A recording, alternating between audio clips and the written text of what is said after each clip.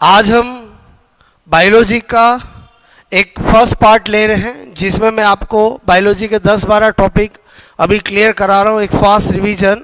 बहुत सारे स्टूडेंट की डिमांड थी कि सर थोड़ा बायोलॉजी का भी करा दो। वैसे मेरा ये सोचना है कि बायोलॉजी ऐसा सब्जेक्ट होता है जिसमें अगर आपने अच्छे से चीज़ें पढ़ रखी है तो वह एग्ज़ाम में याद आ जाती है। फिर भी आपसे मैं करूँ, आप लोगों का सेटिस्फेक्शन मेन है, बिकॉज आप मेंटली अच्छे से प्रिपेयर होकर एग्ज़ाम में जाए। इसलिए मैं अपनी तरफ से कोशिश करता हूँ कि आपको हर टॉपिक के अंदर ऐसी क्या चीज़ें हैं जो आपको याद होना चाहिए। क्लियर? तो आपसे मैं करूँ, आज मैं आपको इतने सारे टॉपिक का रिवाइज करा रहा हूँ। सेल डिवीज़न बोलो, आपसे मैं कह रहा हूँ cell biology, molecular biology, genetics, biotechnology बोलो, nervous system, endocrine system, digestive system, respiratory system, excretory system, circulatory system, reproductive system और ह्यूमन एम्ब्रियोलॉजी। क्लियर? मैं आपको अभी ये 13 यूनिट जो है उसको आपको मैं एक बार अच्छे से बता दूंगा कि एक्चुअली आपको एग्जाम से जाने से पहले हर टॉपिक में ऐसी क्या इन्फॉर्मेशन है जो आपको माइंड में लेके जाना है। बाकी हमारा जो अच्छे से डिटेल से पढ़ रखा होता है वो एक्सपीरियंस बहुत काम आता है, वहाँ एग्जाम में बोलो आपको याद आ जाता है। क्लियर? तो स्टार्ट करते हैं। आपसे मैं कह रहा हूँ, यहाँ पर मैंने कहा आपको कि सबसे पहले सेल बायोलॉजी। ओके, तो यहाँ पर पहला टॉपिक मैंने लिखा है बोलो सेल बायोलॉजी। ओके, अब आपसे मैं कह रहा हूँ, देखो सबको पता है सेल बायोलॉजी में एक्चुअली जो क्वेश्चन आता है वो सेल ऑर्गेनल से आता है। किससे आता है बोलो? Cell organelle. तो इसी में हमारा फोकस रहेगा। अगर मैं आपसे कह रहा हूँ सेल ऑर्गेनल, ठीक है, तो आपसे मैं कह रहा हूँ सेल ऑर्गेनल की बात करूँ तो मैंने कहा सेल ऑर्गेनल्स के अंदर आपको पता है मेजरली 7 कोशिकांग होते हैं जिनके बारे में पता होना चाहिए। एक होता है बोलो माइटोकॉन्ड्रिया, बोलो आपसे मैं कह रहा हूँ एक होता है क्लोरोप्लास्ट। ओके, बोलो नंबर 3 मैंने कहा गोल्जी बॉडी, बोलो गोल्जी आपसे मैं कहूँ बॉडी। नंबर 4 आपसे मैंने कहा लाइसोसोम, ठीक है, लाइसोसोम। ओके, इसी तरह से मैंने कहा यहाँ पर बोलो सेंट्रियोल, बोलो सेंट्रियोल। क्लियर? आपसे मैं कह रहा हूँ मैंने कहा राइबोसोम, ठीक है, राइबोसोम। और एक मैंने कहा बोलो ईआर। क्लियर? ये 7 कोशिकांग है जिनका आपको आइडिया होना चाहिए। तो ऐसा हर कोशिकांग में क्या बातें हैं जो आपको पता होनी चाहिए। जैसे मैंने कहा माइटोकॉन्ड्रिया है, तो माइटोकॉन्ड्रिया के लिए आपको पता होना चाहिए ये क्या होता है बोलो पावर हाउस ऑफ सेल होता है। क्या होता है बोलो? Power house of cell. कोशिका का शक्ति गृह होता है। बोलो मैंने कहा डबल मेम्ब्रेन बाउंडेड, दोहरी झिल्ली वाला होता है। डबल मैंने कहा मेम्ब्रेन, ठीक है, बाउंडेड, दोहरी झिल्ली आपसे मेरे को युक्त होता है। बोलो मैंने कहा इसकी जो आंतरिक झिल्ली होती है उसके अंतर्वलन से क्या बनती है बोलो? क्रिस्टी। अक्सर एग्जाम में आ जाता है क्रिस्टी किस में उपस्थित होती है बोलो? ये आपका माइटोकॉन्ड्रिया क्या है बोलो? साइट ऑफ क्रेब साइकिल है। बोलो क्रेब चक्र का क्या है? स्थल है। उसके अलावा मैंने आपसे कहा इसको बोलो सेमी ऑटोनोमस कोशिकांग भी कहते हैं। सेमी आपसे मैं को ऑटोनोमस आपसे मैं कह रहा हूँ सेल ऑर्गेनल भी कहते हैं, क्योंकि इसमें खुद का क्या होता है? डीएनए होता है। इसमें आपसे मैं को 70S राइबोसोम भी होता है। 70S राइबोसोम भी इसमें उपस्थित होता है। इसको हम सेल बोलो विद इन आपसे मैं कह रहा हूँ सेल, ठीक है, ये भी कहते हैं। थोड़ा सा आपको ये इंफॉर्मेशन आपको पता होनी चाहिए। खोजकर्ता इसका कोलिंकर होता है। आपसे मेरे को नाम बेंडा ने दिया है। क्लियर? ये आपसे मेरे को ऐसी बातें हैं जो आपको माइटोकॉन्ड्रिया के बारे में पता होनी चाहिए। माइटोकॉन्ड्रिया बोलो आपसे एक मेम्ब्रेन बाउंडेड कोशिकांग है। तो ये चीज आपसे मेरे को बोलो प्रोकैरियोट या बैक्टीरिया में होती नहीं है। तो बैक्टीरिया में इसके एनालोगस मीजोसोम स्ट्रक्चर होती। कौन सी होती बोलो? मीजोसोम। ये भी आपको पता होना चाहिए। क्लियर? उसके बाद आ जाते हैं क्लोरोप्लास्ट का नाम आपसे मेरे को खोजकर्ता हैकल है। बोलो खोजकर्ता कौन है बोलो? मैंने कहा हैकल है। क्लियर? ये भी क्या होता है? डबल मेम्ब्रेन बोलो आपसे मेरे को सेल ऑर्गेनल है। ओके, दोहरी झिल्ली युक्त कोशिकांग है।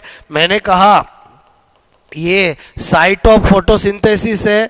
ओके, और मैंने कहा absent in animal cell, absent in animal cell आपसे मेरे को जंतु कोशिका में क्या होता है बोलो, ये एब्सेंट होता है।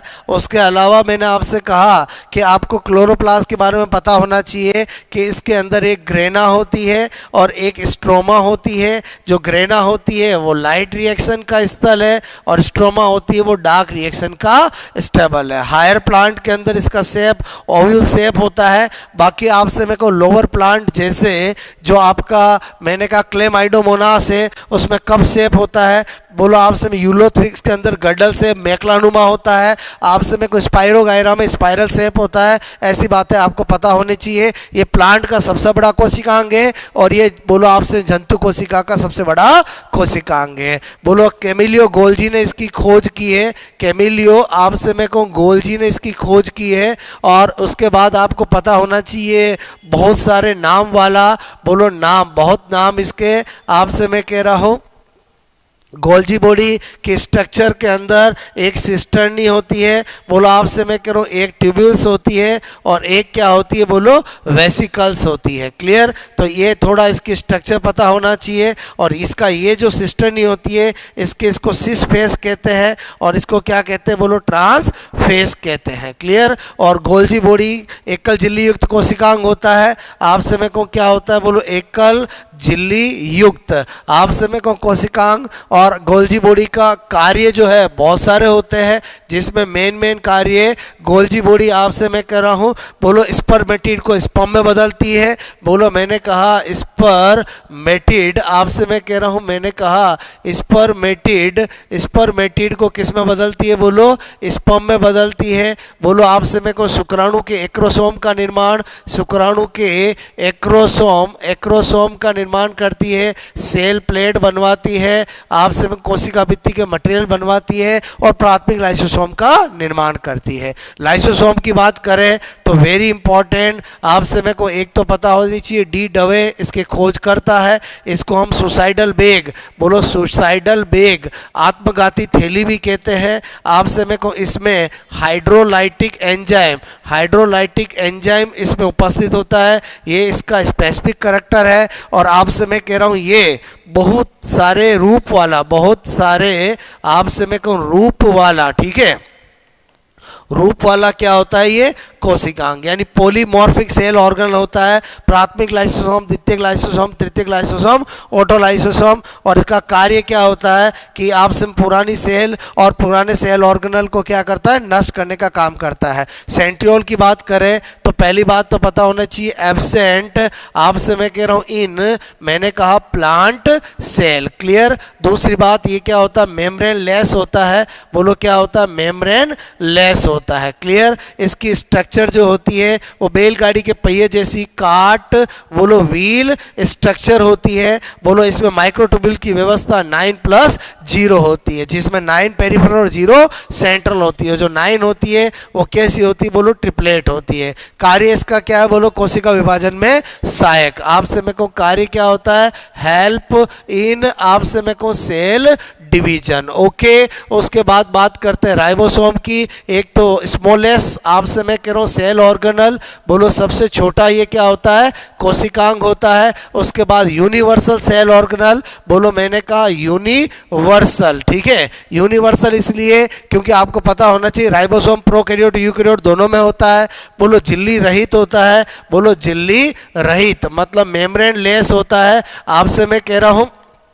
उसके बाद इसका कंपोजिशन ये बोलो आपसे मेरे को आरएनए प्लस प्रोटीन से मिलकर बना होता है। और आपसे मैं कह रहा हूँ मेरी इंपॉर्टेंट चीज़ कि राइबोसोम का निर्माण कहाँ होता है बोलो, केंद्रिका द्वारा होता है। और आप सब जानते हो राइबोसोम दो तरह का, बोलो एक 80S और एक आपसे मेरे को 70S। और 80S के अंदर बोलो एक लार्ज यूनिट आपकी 60S और स्मॉल यूनिट 40S। और 70S के भी बोलो आपसे मेरे को एक लार्ज यूनिट 50S और स्मॉल यूनिट 30S। क्लियर? ये आपको अक्सर पता होना चाहिए। राइबोसोम का कार्य क्या है, ये साइट ऑफ प्रोटीन सिंथेसिस है, प्रोटीन संश्लेषण का स्थल है। और उसके बाद अगर अपन बात करें आपसे मैं कह रहा हूँ किसकी बात करें, ईआर की, तो आपसे मैं कह रहा हूँ ईआर की बात करता हूँ तो एंडोप्लाज्मिक रेटिकुलम, ठीक है। लास्ट 7 क्या है बोलो, ईआर। ईआर का मतलब एंडोप्लाज्मिक रेटिकुलम मतलब अंत्य प्रदवी, आपसे मेरे को जालिका। इसके बारे में क्या पता होना चाहिए? एक तो एकल झिल्ली युक्त सिंगल मेम्ब्रेन बाउंडेड, एकल झिल्ली युक्त होती है। दूसरी आपको पता होना चाहिए कि ये कोशिका को यांत्रिक सामर्थ्य प्रदान करती है। क्या करती? बोलो यांत्रिक, बोलो सामर्थ्य आपसे मेरे को प्रदान करती है। और आपसे मेरे को इसकी भी स्ट्रक्चर में वही सिस्टर्नी ट्यूबुल्स वेसिकल होती है। और आपसे मेरे को टाइप्स की बात करें तो दो तरह की, एक RER और एक SER। एक रफ एंडोप्लाज्मिक रेटिकुलम, एक smooth endoplasmic reticulum. Rough endoplasmic reticulum की सतह पर ATS राइबोसोम होगा, इसलिए रफ होगी, और इधर क्या होगा? एब्सेंट होगा। और आपको पता होना चाहिए जो RER होती है उसकी स्ट्रक्चर के अंदर वेसिकल एंड ट्यूबुल्स क्या होती है? ज़्यादा। बात समझ में आए? बोलो। और मैंने कहा बोलो इसको हम ट्रिक किससे याद रख सकते हैं? VCR। आपसे मैं कह रहा हूँ, मैंने कहा VCR मतलब वेसिकल्स और सिस्टर्नी क्या होती है? ज़्यादा होती है। बोलो आपसे मैं कह रहा हूँ। और SER के अंदर आपको पता होना चाहिए TVS मतलब ट्यूबुल्स और वेसिकल्स क्या होती है? ज़्यादा होती है। क्लियर? तो आपसे मैं को ये मैंने आपको थोड़ा सा एक आइडिया दिया कि सेल बायोलॉजी के अंदर थोड़ा सा आपको कोशिकांगों का आइडिया होना चाहिए। बात समझ में आए? बोलो ओके।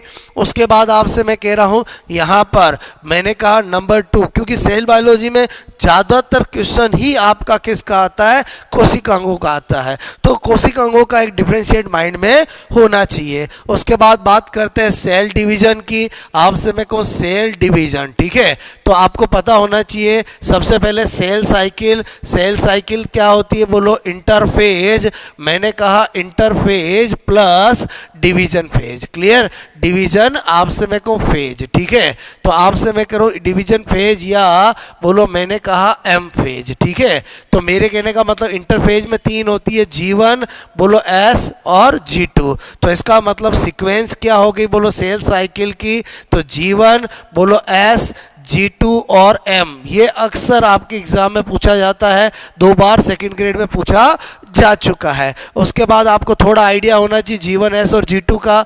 G1 जो होती है उसको गैप आपसे मैं कहूँ फर्स्ट फेज भी कहते हैं। बोलो ग्रोथ आपसे मैं कहूँ फर्स्ट फेज भी कहते हैं। ओके। उसके बाद मैंने कहा कि जीवन जो होती है उसको प्री मैंने कहा रेप्लिकेशन फेज भी कहते हैं, और आपसे मैं को इसको पोस्ट माइटोटिक फेज भी कहते हैं, ठीक है? ये इसके बहुत सारे नाम हैं जो आपको पता होना चाहिए। एस को आपसे मैं को सिंथेसिस फेज, बोलो एस का फुल नेम क्या है? सिंथेसिस फेज भी कहते हैं। इसमें रेप्लिकेशन होता है इसलिए इसको रेप्लिकेशन आपसे मैं को फेज भी कहते हैं, ठीक है? ओके। उसके बाद आपसे मैं को इसको हम बोलो गैप मैंने कहा सेकंड फेज भी कहते हैं, ग्रोथ सेकंड फेज भी कहते हैं, और आपसे मैं कहूँ पोस्ट बोलो मैंने कहा रेप्लिकेशन फेज भी कहते हैं, और इसी को आपसे मैंने कहा कि बोलो प्री माइटोटिक फेज भी कहते हैं, ठीक है? माइटोटिक फेज भी कहते हैं। सारे कोशिका विभाजन की तैयारियां इन्हीं इंटरफेज में होती है। इंटरफेज बोलो आपसे एक रेस्टिंग फेज न होकर बहुत ही ज़्यादा सक्रिय फेज होती है। जीवन के अंदर बोलो संरचनात्मक प्रोटीन का निर्माण होता है, कोशिका की साइज बढ़ती है। बोलो आपका जो एस सब फेज होती है उसमें रेप्लिकेशन होता है, डीएनए की संख्या डबल हो जाती है, और उसके अलावा मैंने कहा हिस्टोन प्रोटीन का निर्माण होता है। G2 के अंदर आपको पता होना चाहिए ट्यूबुलिन प्रोटीन का निर्माण होता है, सेल ऑर्गेनल की संख्या बढ़ती है, सभी प्रकार के आरएनए बनते हैं, और मैंने कहा आपको कि G2 के अंदर ट्यूबुलिन प्रोटीन बनता है, और ट्यूबुलिन प्रोटीन आगे जाकर बोलो आपके स्पिंडल फाइबर बनाता है। फिर आपसे बात करते हैं माइटोटिक फेज, यानी जो आपसे मैं कह रहा हूँ डिवीजन फेज है। ओके, डिवीजन फेज है। आपको पता होना चाहिए एम फेज जिसमें वास्तव में विभाजन होता है, और विभाजन एक्चुअली कितने तरह के होते हैं? 3 तरह के। एक होता है बोलो माइटोसिस, आपसे मैं कह रहा हूँ एक होता है बोलो मियोसिस, आपसे मैं कह रहा हूँ एक होता है एमाइटोसिस, ठीक है? बोलो ए मैंने कहा माइटोसिस, ठीक है? तो अगर आपको बिल्कुल भी कुछ नहीं पता है तो जितना मैं बता रहा हूँ इतना तो आपको बोलो दिमाग में लेके जाना ही है। बोलो सबसे पहले माइटोसिस की बात करें, ये मैंने कहा बॉडी कि आपसे मैं कह रहा हूँ सभी सेल्स आपसे मैं कह रहा हूँ में जीवन पर्यंत, जीवन बोलो मैंने कहा पर्यंत होने वाला आपसे मैं करूं विभाजन, ठीक है,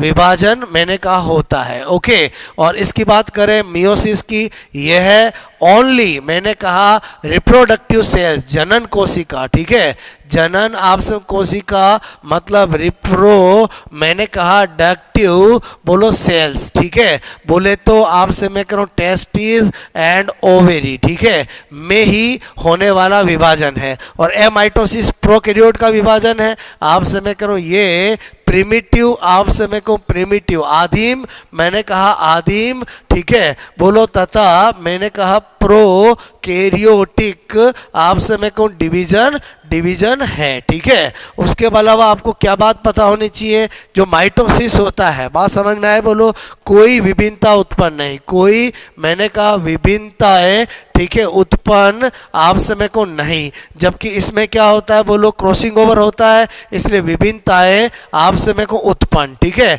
विभिन्नताएं उत्पन्न होने का कारण क्या है, क्रॉसिंग ओवर, क्या है बोलो क्रॉसिंग ओवर। ओके, उसके बाद आपसे मैं कह रहा हूँ इसमें भी नो वेरिएशन, ठीक है, नो वेरिएशन, कोई विभिन्नताएं नहीं, बात समझ में आए। उसके बाद अगर माइटोसिस की बात करें तो माइटोसिस के अंदर आपसे मैं कह रहा हूँ मैंने कहा यहाँ पर बोलो आपसे मैं कह रहा हूँ लेब में सोर्स की बात करें इसकी स्टडी का, तो मैंने कहा प्लांट के अंदर तो क्या होता है रूट ऑफ, आपसे मैं कह रहा हूँ मैंने कहा ऑनियन, बोलो जो प्याज होता है उसकी जड़ सबसे अच्छा सोर्स होता है। और एनिमल के अंदर बात करें तो एनिमल के अंदर मैंने कहा एक बोलो बेस ऑफ नेल, नाखून का आधार, और एक रूट ऑफ हेयर, बात समझ में आए, ये सबसे बेस्ट स्टडी करने के लिए सोर्स होते हैं। अगर मैं मियोसिस की बात करूं तो लैब में स्टडी के लिए बोलो मैंने कहा आपको कि बोलो गोनाड्स, आपसे मैं कहूँ गोनाड्स मतलब टेस्टिस बोलो एंड ओवेरी, ये आपसे मैं कह रहा हूँ बेस्ट सोर्स होते हैं, बोलो आपसे मैं कह रहा हूँ आपसे मैं कहूँ एनिमल के अंदर, ठीक है, और प्लांट के अंदर एंथर जो होता है बोलो परागकोश जो होता है वो बेस्ट इसका क्या होता है बोलो आपसे मैं कहूँ सोर्स होता है। और रही बात इसकी स्टडी करने लिए तो सोर्स क्या होता है बोलो आपसे सूक्ष्म जीव, ठीक है, बोले तो आपसे मैं कहूँ बैक्टीरिया सबसे अच्छा इसका सोर्स होता है। ओके, तो एक तो ये बातें पता होनी चाहिए। उसके बाद आपको थोड़ा सा आइडिया होना चाहिए कि आपसे मैं कह रहा हूँ जो मियोसिस होता है, ठीक है, मियोसिस होता है उसमें क्या होता है बोलो एक मियोसिस आपसे मैं कहूँ फर्स्ट होता है और एक मियोसिस बोलो क्या होता है सेकंड होता है, ठीक है। तो जो मियोसिस फर्स्ट होता है उसमें आपसे मैं कह रहा हूँ क्या होता है कि मियोसिस फर्स्ट के अंदर बोलो केवल मैंने कहा क्या होता है समजात, मैंने कहा गुणसूत्र, बोलो गुणसूत्र का क्या होता है बोलो पृथक्करण, सेग्रीगेशन ऑफ होमोलोगस क्रोमोसोम होता है, मतलब इसमें 2n से n होना होता है, क्लियर। और इसमें क्या होता है बोलो गुणसूत्र का क्या होता है, गुणसूत्र का क्या होता है विभाजन होता है, ठीक है, विभाजन आप समय को होता है। तो इसमें n से n ही रहता है, ये पूरी तरह से किसके समान है बोलो माइटोसिस के समान है, ठीक है। ओके, और आपसे मैंने कहा जो मियोसिस फर्स्ट होता है आपसे मेरे को उसके अंदर जो प्रोफेज बोलो प्रोफेज फर्स्ट होती है उसमें 5 क्या होती है बोलो सब फेज होती है, जिसका ऑर्डर अक्सर एग्जाम में पूछ लिया जाता है। बोलो आपसे मैं कह रहा हूं एक होती है लेप्टोटीन, आपसे मैं कह रहा हूं एक होती है जाइगोटीन, एक होती है पैकाइटीन, आपसे मैं कह रहा हूं एक होती है डिप्लोटीन और एक होती है डाइकाइनेसिस, ठीक है, डाइकाइनेसिस। ये 5 सब फेज होती है, अक्सर इसका ऑर्डर पूछ लिया जाता है। और जो पैकाइटीन ऐसी सब फेज होती है जिसके अंदर ही क्या होता है बोलो क्रॉसिंग ओवर, आपसे मैं कहूँ क्रॉसिंग ओवर जीन विनिमय बोलो होता है, ठीक है, जीन विनिमय होता है। तो इतना सा आपको दोस्तों थोड़ा पता होना चाहिए। उसके बाद अपन आ जाते हैं बोलो क्या मैंने कहा मॉलिक्यूलर बायोलॉजी, ठीक है, मॉलिक्यूलर बायोलॉजी की बात करूं तो आपसे मैंने कहा मॉलिक्यूलर बायोलॉजी के अंदर बोलो आपसे मैं कहूँ वही कार्बोहाइड्रेट बोलो प्रोटीन, आपसे मैं कह रहा हूँ बोलो लिपिड और मैंने कहा न्यूक्लिक एसिड आता है, ठीक है, न्यूक्लिक एसिड। तो आपको मैंने पहले केमिस्ट्री में बता दिए, तो अभी मेरा फोकस किस पे होगा बोलो न्यूक्लिक एसिड पे, ठीक है। तो न्यूक्लिक एसिड बोले तो क्या होता है डीएनए एंड आरएनए। अक्सर यहाँ से क्वेश्चन आ जाता है, वेरी इंपॉर्टेंट। तो पहला पॉइंट तो क्या पता होना चाहिए कि न्यूक्लिक एसिड जो होते हैं वो पॉलीमर ऑफ न्यूक्लियोटाइड होते हैं। क्या होते हैं बोलो? पॉलीमर ऑफ, आप समय को न्यूक्लियोटाइड, ठीक है, न्यूक्लियोटाइड के बहुलक होते हैं। और एक न्यूक्लियोटाइड जो होता है, एक न्यूक्लियोटाइड 3 चीज़ों से मिलकर बना होता है। एक मैंने कहा पेंटोस शुगर, एक क्या होती है बोलो? Pentose sugar. तो आपसे मेरे को पेंटोस शुगर में राइबोज तो होती है किसमें बोलो? In RNA. आपसे मैं कह रहा हूँ, मैंने कहा डी ऑक्सी राइबोज, ये किस में होती है बोलो? In DNA. बात समझ में आए? उसके बाद अपन बात करते हैं, दूसरा घटक होता है नाइट्रोजन बेस। क्या होता है बोलो? Nitrogen base. नाइट्रोजन बेस के अंदर मैं आपसे कह रहा हूं, एक होता है बोलो प्यूरिन और एक होता है बोलो पिरीमिडीन, ठीक है। तो प्यूरिन जो होता है आपसे मैं कहूँ, इसमें क्या होता है बोलो? Adenine and guanine. आप सब जानते हो, बोलो आपसे मैं कह रहा हूँ ए और जी ये दोनों किसके होते हैं? प्यूरिन के। और पिरीमिडीन के अंदर आपसे मैं कहूँ एक आता है बोलो थाइमीन, आपसे मैं कहूँ, मैंने कहा साइटोसिन, साइटोसिन और यूरेसिल, ठीक है। जो थाइमीन होता है बोलो आपसे मैं कहूँ यही किस में होता है? स्पेसिफिक, आपसे मैं कहूँ स्पेसिफिक फॉर, मैंने कहा डीएनए, क्लियर। और यूरेसिल होता है, ये क्या होता है बोलो? स्पेसिफिक फॉर, मैंने कहा आरएनए, ठीक है। बस थोड़ा सा ध्यान रखना, थाइमीन का दूसरा नाम 5 बोलो आपसे मेरे को मिथाइल यूरेसिल भी होता है, क्लियर। और तीसरा घटक होता है H3PO4 बोले तो फॉस्फोरिक एसिड, ठीक है। फॉस्फोरिक, आपसे मेरे को फॉस्फोरिक एसिड, क्लियर। तो आपसे मेरे को दोस्तों यहाँ पर पता होना चाहिए कि अगर आपसे मैं करूँ नाइट्रोजन पेंटोस शुगर और नाइट्रोजन बेस ये दोनों ही अगर घटक जुड़े हुए हो तो इसको बोलते हैं न्यूक्लियोसाइड। क्या बोलते हैं बोलो? न्यूक्लियोसाइड। और इसमें जब फॉस्फोरिक एसिड जुड़ जाता है तो उसको क्या बोलते हैं? Nucleotide, clear. तो आपको मैंने यहाँ पर न्यूक्लियोसाइड न्यूक्लियोटाइड का अर्थ बता दिया। उसके बाद मैं क्या बता रहा हूँ कि पेंटोस शुगर और नाइट्रोजन बेस के बीच में जो बॉन्ड होगा वो ग्लाइकोसाइडिक बॉन्ड होगा। कौन सा होगा बोलो? ग्लाइकोसाइडिक बॉन्ड होगा। और मैंने कहा आपको कि आपसे मेरे को पेंटोस शुगर और फॉस्फोरिक एसिड के बॉन्ड बीच में होगा वो एस्टर बॉन्ड होगा, क्लियर। तो आपसे मैं करूँ मतलब मैं क्या कहना चाहता हूँ, आप मेरी बात को समझना कि सपोजेड मैंने आपसे कहूँ ये पेंटोस शुगर लिया, ओके, और आपसे मैं कह रहा हूँ ये मैंने नाइट्रोजन बेस को जोड़ा और आपसे मैं कह रहा हूँ यहाँ पर मैंने फॉस्फोरिक एसिड को जोड़ा। ये एक न्यूक्लियोटाइड की स्ट्रक्चर है रफली 1 2 3। आपसे मैं कह रहा हूँ, मैंने कहा बोलो आपसे मैं कह रहा हूँ यहाँ पर, ठीक है, ये 4 और ये 5। तो आपसे मैं कह रहा हूँ ये फॉस्फोरिक एसिड जो है बोलो आपसे मैं कहूँ वो 3 और 5 पे जुड़ता है। तो मैंने कहा ये ग्लाइकोसाइडिक बॉन्ड होता है, ठीक है, ग्लाइकोसाइडिक बॉन्ड। तो ग्लाइकोसाइडिक बॉन्ड किसके बीच होता है? नाइट्रोजन बेस और पेंटोस शुगर। ये सेकंड ग्रेड में पूछा गया है। और ये कौन सा होता है बोलो? एस्टर बॉन्ड होता है। और ये दोनों मिलकर के न्यूक्लियोसाइड और ये मिलकर के न्यूक्लियोटाइड बनाते हैं। ये आपको एक बार बेसिक आइडिया होना चाहिए। उसके अलावा आपसे मैंने कहा बात करते हैं डीएनए की। तो डीएनए के बारे में कुछ बातें पता होनी चाहिए। पहला पूरा नाम डी ऑक्सी राइबोज, आपसे मेरे को न्यूक्लिक एसिड, ठीक है, न्यूक्लिक एसिड ये इसका पूरा नाम होता है। बोलो आपसे डीएनए क्या होता है? डबल स्टैंडर्ड यानी 2 पॉलीन्यूक्लियोटाइड चेन्स का मिलकर बना होता है। दोनों पॉलीन्यूक्लियोटाइड क्या होती है? एंटी, बोलो आपसे मेरे को पैरेलल होती है, बोले तो प्रति समानांतर होती है, प्रति समानांतर। एंड आपसे मेरे को क्या होती है? कॉम्प्लीमेंट्री, पूरक होती है, ओके, ये आपको पता होना चाहिए। मतलब आपसे मैं कह रहा हूँ ये दोनों चेन एक 3 to 5 है, तो आपसे मैं कह रहा हूँ बोलो 3 to, मैंने कहा आपको 3 to 5 है, तो दूसरी क्या होती है बोलो 5 to 3 होती है, क्लियर। तो एंटी पैरेलल और कॉम्प्लीमेंट्री, आपसे मैं कह रहा हूँ यहाँ पर बीच में हाइड्रोजन बॉन्ड होते हैं, तो आपको पता होना चाहिए दोनों, मैंने कहा चेन, ठीक है, बोलो हाइड्रोजन बॉन्ड से जुड़ी होती है। हाइड्रोजन बोलो आपसे मैं कहूँ बॉन्ड से मैंने कहा जुड़ी होती है, ठीक है। और आपसे मैं करूँ इसमें एडेनिन और थाइमीन के बीच कितने हाइड्रोजन बॉन्ड होते हैं? 2 हाइड्रोजन बॉन्ड होते हैं, क्लियर। और मैंने कहा गुआनिन और साइटोसिन के बीच में कितने होते हैं? 3। आपको पता होना चाहिए, बात समझ में आए। उसके बाद आपसे मैं करूँ यहाँ पर मैंने कहा कि बोलो आपसे मैं स्पेसिफिक बॉन्ड पूछे, स्पेसिफिक बॉन्ड तो आपसे मेरे को फॉस्फोडाइएस्टर बॉन्ड होगा, फॉस्फो मैंने कहा डाई एस्टर बॉन्ड। जिससे कि बोलो एक पॉलीन्यूक्लियोटाइड चेन के अंदर सारे न्यूक्लियोटाइड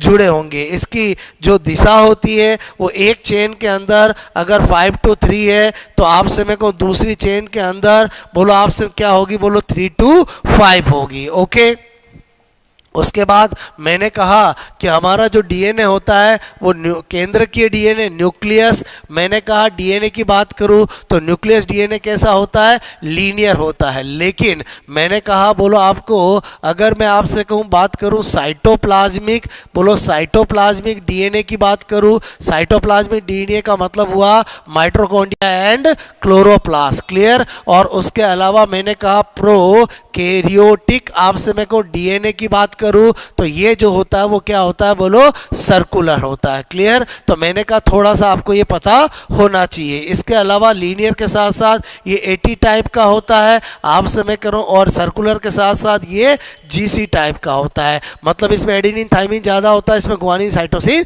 ज़्यादा होता है। उसके अलावा आपसे मैंने कहा कि बोलो डीएनए जो होता है वो 4 गोफ आपसे मैं कह रहा हूँ कि नियम का पालन आपसे मैं को करता है। किसके नियम का पालन करता है, 4 गोफ का नियम का। मतलब क्या कहना चाहता है, 2 बातें बोलो आपसे मैं करूँ एडेनिन मैंने कहा plus guanine equal to cytosine plus thymine, यानी परसेंटेज ऑफ प्यूरिन आपसे 50%, परसेंटेज ऑफ क्या होता है प्रीमिडिन। उसके अलावा आपको पता होना चाहिए कि percentage of adenine equal to percentage of, मैं आपसे कहूँ परसेंटेज ऑफ थाइमिन, और percentage of cytosine is equal to percentage of, बोलो आपसे मैं कह रहा हूँ मैंने कहा ग्वानिन। ये आपको पता है तो आप कभी भी इसके क्वेश्चन कर सकते हो। ओके।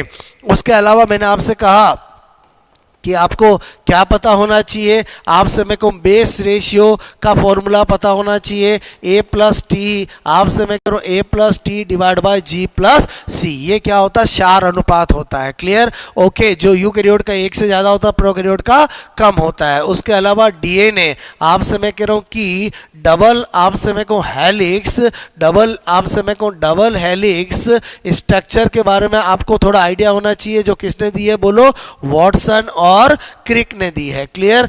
और जो दी है वो किसके लिए, बोलो बीटा डीएनए के लिए। बात समझ में आए, थोड़ा सा आइडिया होना चाहिए कि आपसे मैं करूँ इसके अंदर मैंने कहा ये शुगर शुगर शुगर, बोलो आपसे छोटा सा बना रहा हूँ एडेनिन थाइमिन, बोलो मैंने कहा गुआनिन, बोलो साइटोसिन, मैंने कहा यहाँ पर साइटोसिन गुआनिन, बोलो एडेनिन थाइमिन, कुछ भी कर दूँ हर पर्सन के अंदर क्या होता है, अलग होते हैं। क्लियर। तो एक मैंने छोटा सा रूप बनाया कि डबल हेलिक्स मॉडल एक्चुअली क्या है, तो आपसे मैं कह रहा हूँ ये मैंने एक छोटा सा रूप बनाया। क्लियर। तो आपसे मैं कह रहा हूँ आपको क्या आइडिया होना चाहिए कि जो डबल हेलिक्स मॉडल के अंदर हमें सारी चीज़ें अच्छे से पता चलती है कि ये पॉलीन्यूक्लियोटाइड चेन, ये पॉलीन्यूक्लियोटाइड चेन आपस में किससे जुड़ी, हाइड्रोजन बॉन्ड से। एक पॉलीन्यूक्लियोटाइड चेन के अंदर न्यूक्लियोटाइड किससे जुड़े हुए, फॉस्फोडाइस्टर बॉन्ड से। और आपसे मैं कह रहा हूँ एक्चुअली क्या होता है कि डीएनए इस तरह से हेलिकली कोइल्ड होता है, तो ये जो होता है वो एक इसका क्या होता है, बोलो हेलिक्स होता है। बोलो आपसे मैं कहूँ जिसके अंदर 10 नाइट्रोजन बेस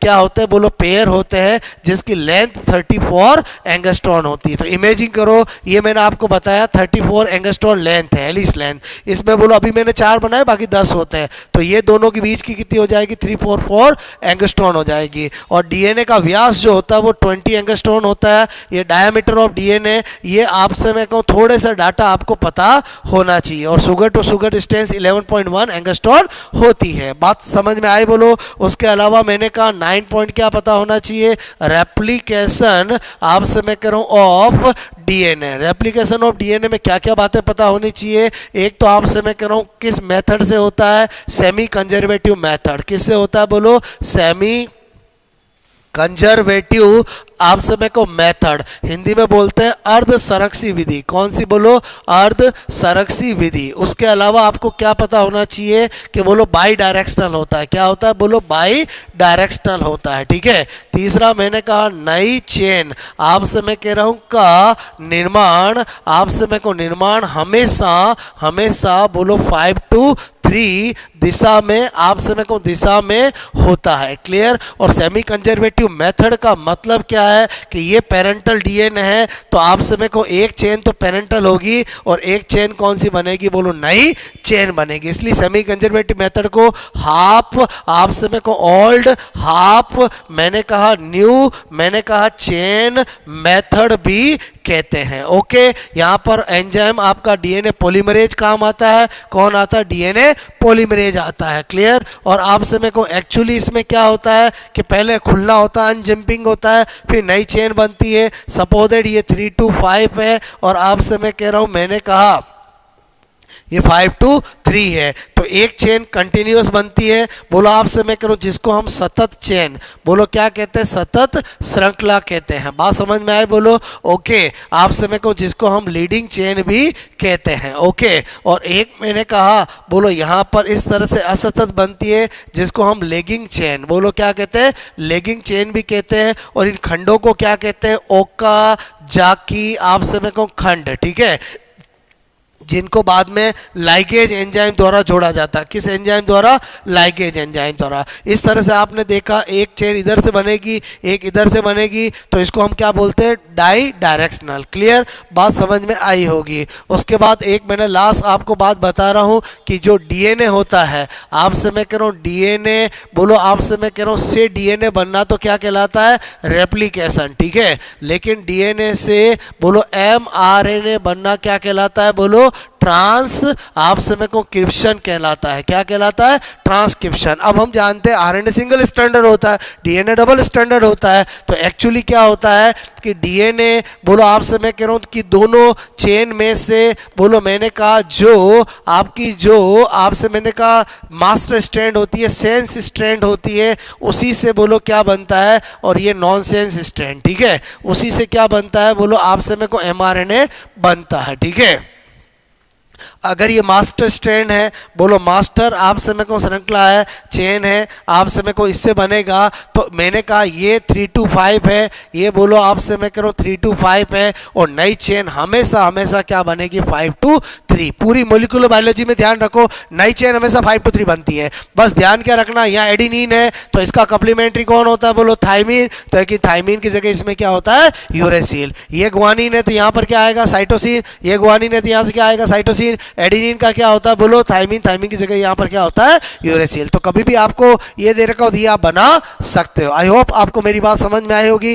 10 पॉइंट के अंदर पूरा मैंने डीएनए बता दिया है। उसके बाद अगर आरएनए की बात करें, आरएनए आपको पता होना चाहिए इसकी पेंटोज शुगर, आपसे मैं कहूँ पेंटोज शुगर इसकी कौन होती है? तो आपसे मैं कहूँ पेंटोज शुगर जो होती है वो आपसे मैं कहूँ राइबोज होती है। क्या होती है? राइबोज। इसलिए इसका पूरा नाम ही क्या है? Ribose nucleic acid. क्या होता है? बोलो राइबो आपसे मैं कहूँ, मैंने कहा न्यूक्लिक, बोलो न्यूक्लिक एसिड, ठीक है। ओके, उसके बाद मैंने कहा इसका स्पेसिफिक नाइट्रोजन बेस कौन सा होता है? स्पेसिफिक नाइट्रोजन बेस इसका यूरेसिल होता है। क्या होता है? यूरेसिल। और ये क्या होता है? Generally single standard. आपसे मैं कह रहा हूँ, मैंने कहा सिंगल स्टैंडर्ड होता है। ओके, उसके बाद आपसे मैं कहूँ टाइप्स की बात करें तो 3 तरह का होता है। एक आरआरएनए, आपसे मैं कह रहा हूँ, एक मैंने कहा टीआरएनए, और एक क्या होता है? बोलो एमआरएनए। क्लियर? थोड़ा सा आइडिया लेना है। मैंने कहा आरआरएनए, ठीक है। तो आरआरएनए जो होता है आपको पता होना चाहिए, इसका निर्माण जो है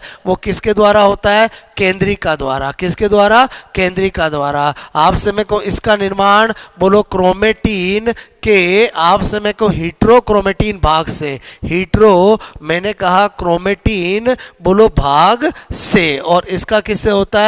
यू क्रोमेटीन, यू क्रोमेटीन आपसे मैं कहूँ भाग से। ओके, उसके अलावा आपसे मैं कहूँ ये सबसे ज़्यादा होता है, ये कम होता है, ये सबसे कम होता है। क्लियर? ये आपसे मैं कहूँ राइबोसोम, ठीक है। बोलो राइबोसोम आपसे पर उपस्थित। ओके, राइबोसोम का घटक होता है ये। और टीआरएनए आप इसका काम ही क्या होता है? प्रोटीन सिंथेसिस के समय एमआरएनए और आप टीआरएनए को राइबोसोम पे जोड़ना। ट्रांसफर आरएनए है, इसकी स्ट्रक्चर आपसे मैं कहूँ 2D जो स्ट्रक्चर होती है वो क्लेवर आपसे मैं कहूँ लीफ, बोलो लाइक आपसे मैं कहूँ रचना होती है। ओके, मैंने कहा क्लेवर, बोलो क्लेवर आपसे मैं कहूँ लीफ जैसी, ठीक है। लीफ आपसे मैं कहूँ जैसी बोले तो इस तरह से आपसे मैं कहूँ इसकी स्ट्रक्चर होती है। थोड़ा सा आइडिया होना चाहिए। ओके, मेरे कहने का मतलब है कि आपको थोड़ा आइडिया होना चाहिए इसकी स्ट्रक्चर इस तरह की होती है। ये 3 to 5 हमेशा इसके एंड पर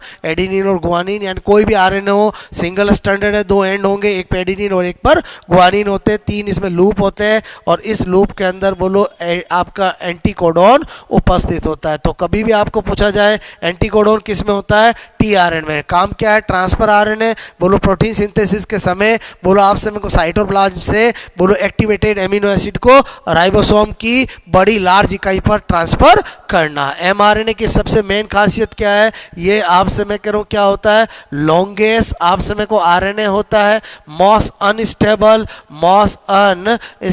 आपसे मैं करूँ आरएनए होता है और मैंने कहा इस पे क्या होता है बोलो कोडॉन उपस्थित होता है। कोडॉन के अंदर सारी जेनेटिक इंफॉर्मेशन होती है कि आपसे प्रोटीन का निर्माण के समय एमिनो एसिड का एक्चुअली क्रम क्या होगा। आई होप आपको मेरे आपसे मैं करूँ आपको ये टॉपिक भी समझ में आया होगा। हमने सबसे पहले सेल बायोलॉजी को देखा, फिर सेल डिवीजन को देखा, फिर मैंने आपको मॉलिक्यूलर बायोलॉजी में डीएनए और आरएनए के बारे में बताया। बात समझ में आए बोलो। अब हम देखते हैं बोलो जेनेटिक्स। ठीक है, जेनेटिक्स बहुत इंपॉर्टेंट टॉपिक है। बेसिकली आपको मोटा मोटा क्या याद होना चाहिए जेनेटिक्स में, एक तो आपको पता होना चाहिए मेंडल के नियम। मेंडल ने कितने नियम दिए बोलो, 3।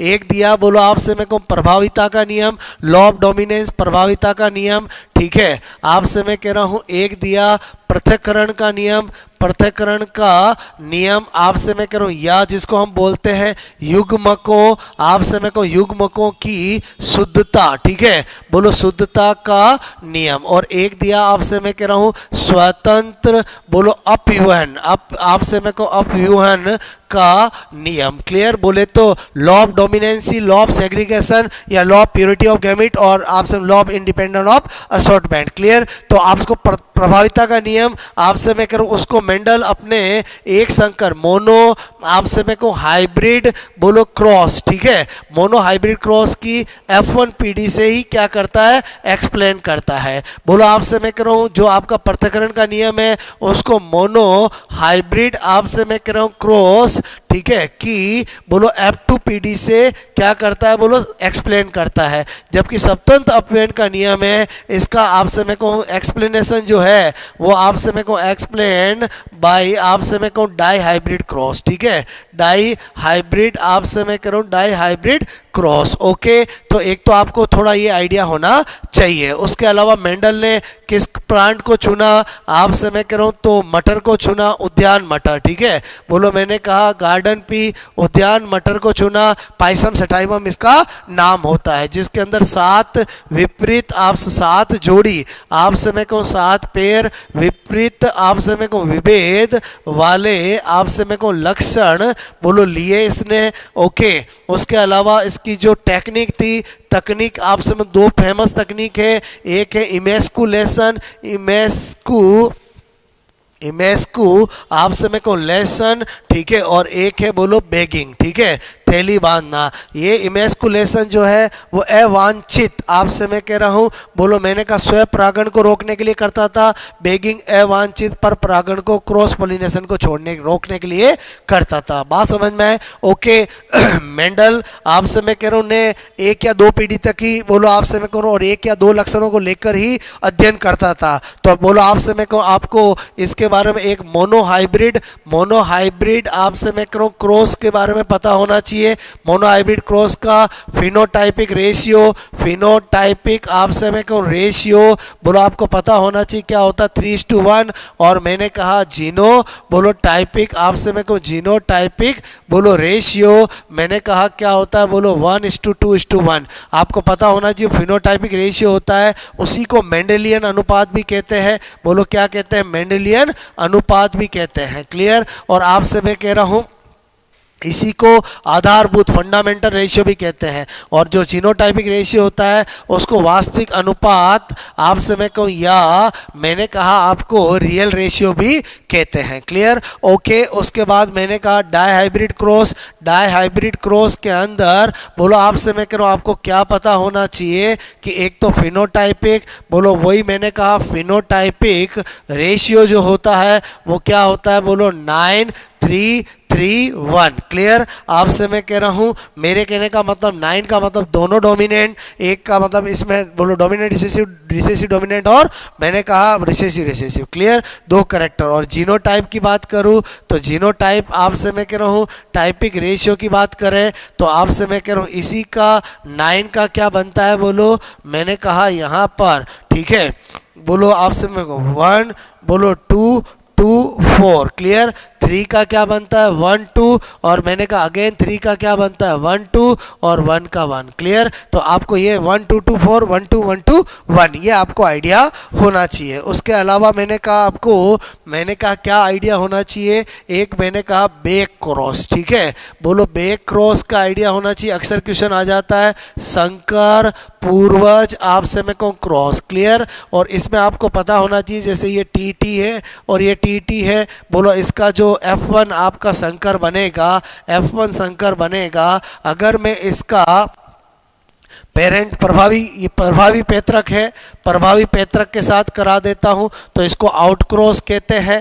और आपसे मैं करूं अप्रभावी पैतृक, बोलो रिसेसिव अप्रभावी, मैंने कहा ये पैतृक है, इनके साथ कराते हैं तो टेस्ट क्रॉस बोलते हैं। और टेस्ट क्रॉस और बैक क्रॉस दोनों ही कौन से है, बोलो टेस्ट क्रॉस आउट क्रॉस दोनों कौन से है, बैक क्रॉस है। ये स्पेशली ज़्यादा इंपॉर्टेंट है, कभी भी आपको पूछा जाए तो आपको देखना क्या F1 और आपका अप्रभावी पैतृक होगा तो ये हो जाएगा। मोनोहाइब्रिड आपसे मैं कहूँ, मोनोहाइब्रिड के लिए आपसे मैं कहूँ के लिए टेस्ट क्रॉस का रेशियो 1:1 होता है। और डाई हाइब्रिड आपसे मैं कहूँ, डाई हाइब्रिड के लिए टेस्ट क्रॉस का रेशियो 1:1 होता है। बात समझ में आए? ओके, आपसे मैं कहूँ इतना आपको पहले बेसिक आइडिया होना ही चाहिए। बात समझ में आए? उसके अलावा मैंने कहा एक्सेप्शन आपसे मैं कहूँ ऑफ मेंडल। ठीक है, मेंडल लॉ की बात करें तो आपको पता होना चाहिए कि जो आपका लॉ ऑफ डोमिनेंस है, प्रभाविता आपसे मैं कहूँ का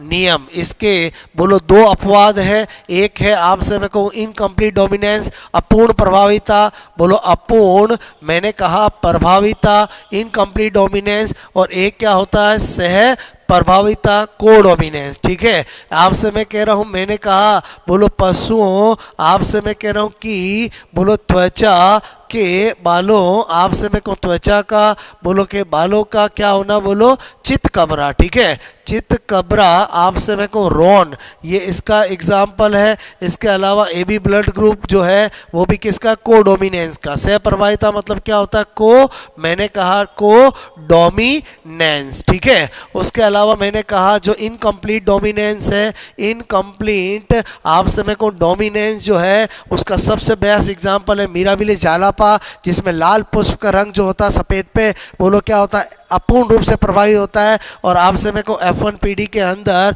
जब हम रेड और आपसे वाइट लेते हैं तो बोलो F1 के अंदर हमें पिंक गुलाबी मिलता है। क्लियर? इसका फिनोटाइपिक हो आपसे मैं कह रहा हूँ या जीनोटाइपिक हो, वो रेशियो हमें 1:2:1 मिलता है। ये रेड मिलता है, ये पिंक मिलता है, और ये क्या मिलता है, वाइट मिलता है। लेकिन ध्यान रखना ये आपसे मैं करूँ अपवाद केवल इन स्पेसिफिक एग्जाम्पल में ही मिलते हैं, बाकी सब जगह मेंडल ही लगता है। क्लियर? उसके अलावा मैंने कहा जो पृथक्करण बोलो का नियम है उसका क्या है, कोई अपवाद नहीं है, नो मैंने कहा एक्सेप्शन। ठीक है, तो अगर कभी भी पूछा जाए मेंडल के कौन से नियम का कोई अपवाद नहीं है तो क्या होगा, बोलो पृथक्करण का नियम। उसके बाद मैंने कहा स्वतंत्र अपव्यूहन, आपसे मैं कहूँ अपव्यूहन बोलो का आपसे अपवाद अगर पूछे तो इसका सबसे बड़ा अपवाद क्या है, लिंकेज। आपसे मैं कहूँ लिंकेज मतलब क्या है, सहलगनता। ठीक है,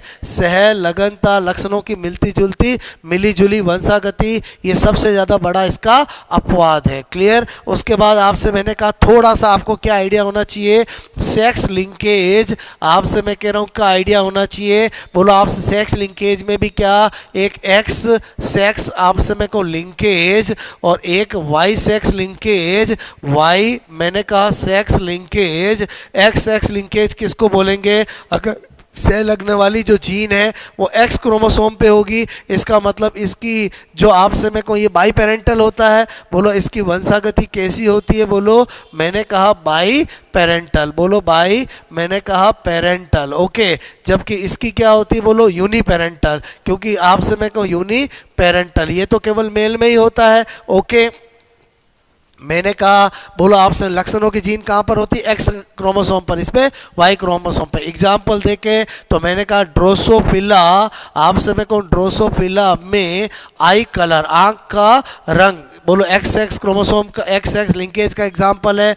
कलर ब्लाइंडनेस, कलर आप समय को ब्लाइंडनेस, आप समय वर्णांधता जो होता है वो भी इसी का एग्जाम्पल है। हीमोफीलिया आप समय को इसी का एग्जाम्पल है। बस ये ध्यान रखना कि जो कलर ब्लाइंडनेस होता है वो एक्स एक्स लिंकेज और अप्रभावी जीन के कारण होता है। बोलो एक्स लिंग आप समय को सह लग्न, ठीक है, बोलो तथा मैंने कहा अप्रभावी, ठीक है, अप्रभावी मैंने कहा जीन के कारण। जबकि हीमोफीलिया एक्स मैंने कहा लिंग सहलग्न, बोलो आप समय को अप्रभावी तथा साथ के साथ घातक, बोलो लीथल जीन के कारण होता है। बोलो बात समझ में आए, ओके। और ये तो यूनिपेरेंटल है और इसका एग्जाम्पल हम क्या दे सकते हैं, बोलो हाइपर मैंने कहा ट्राइकोसिस, ठीक है, बोलो आपसे मैं कहूँ टेस्टीज डिटरमिनाइंग फैक्टर जीन, यानी केवल मेल में होता है। अगर किसी के दादाजी के कान पे बाल है तो पिताजी पोते सबके होंगे, बोलो यूनिपेरेंटल होता है, केवल मेल टू मेल ही जाता है। आई होप आपको मेरी बात समझ में आई होगी, ठीक है। देखो जेनेटिक्स के अंदर मैंने आपका बहुत सारी चीज़ें हैं, तो आपको थोड़ा मेंडल का मैंने बताया, बोलो लिंकेज के बारे में बताया, अपवाद बताया, उसके अलावा आपको थोड़ा ब्लड ग्रुप का आइडिया होना चाहिए, एग्जाम में आ जाता है। ब्लड ग्रुप एक तो किसका एग्जाम्पल है, एग्जाम्पल ऑफ मल्टीपल एलील, आपसे मैं कहूँ एग्जाम्पल ऑफ मल्टीपल एलील, आपसे मैं करूँ IA, IOB और IO, 3 एलील होते हैं जिसके 6 जीनोटाइप बनते हैं। कितने जीनोटाइप बनते हैं, 6 जीनोटाइप। आपको पता होना चाहिए ए ब्लड ग्रुप और बी ब्लड ग्रुप ये दोनों क्या होते हैं, बोलो डोमिनेंट, इसलिए आपसे मैं कहूँ इसके 2 पॉसिबिलिटी है, IA और मैंने कहा IAIO। बी ब्लड ग्रुप का भी IBIO, क्लियर। और मैंने कहा जो AB ब्लड ग्रुप है वो कोडोमिनेंट का एग्जाम्पल है, कोडोमिनेंट का एग्जाम्पल है, मतलब आपसे मैं कहूँ IAIB। जो आपका O ब्लड ग्रुप है वो रिसेसिव आपसे मैं कह रहा हूँ ब्लड ग्रुप होता है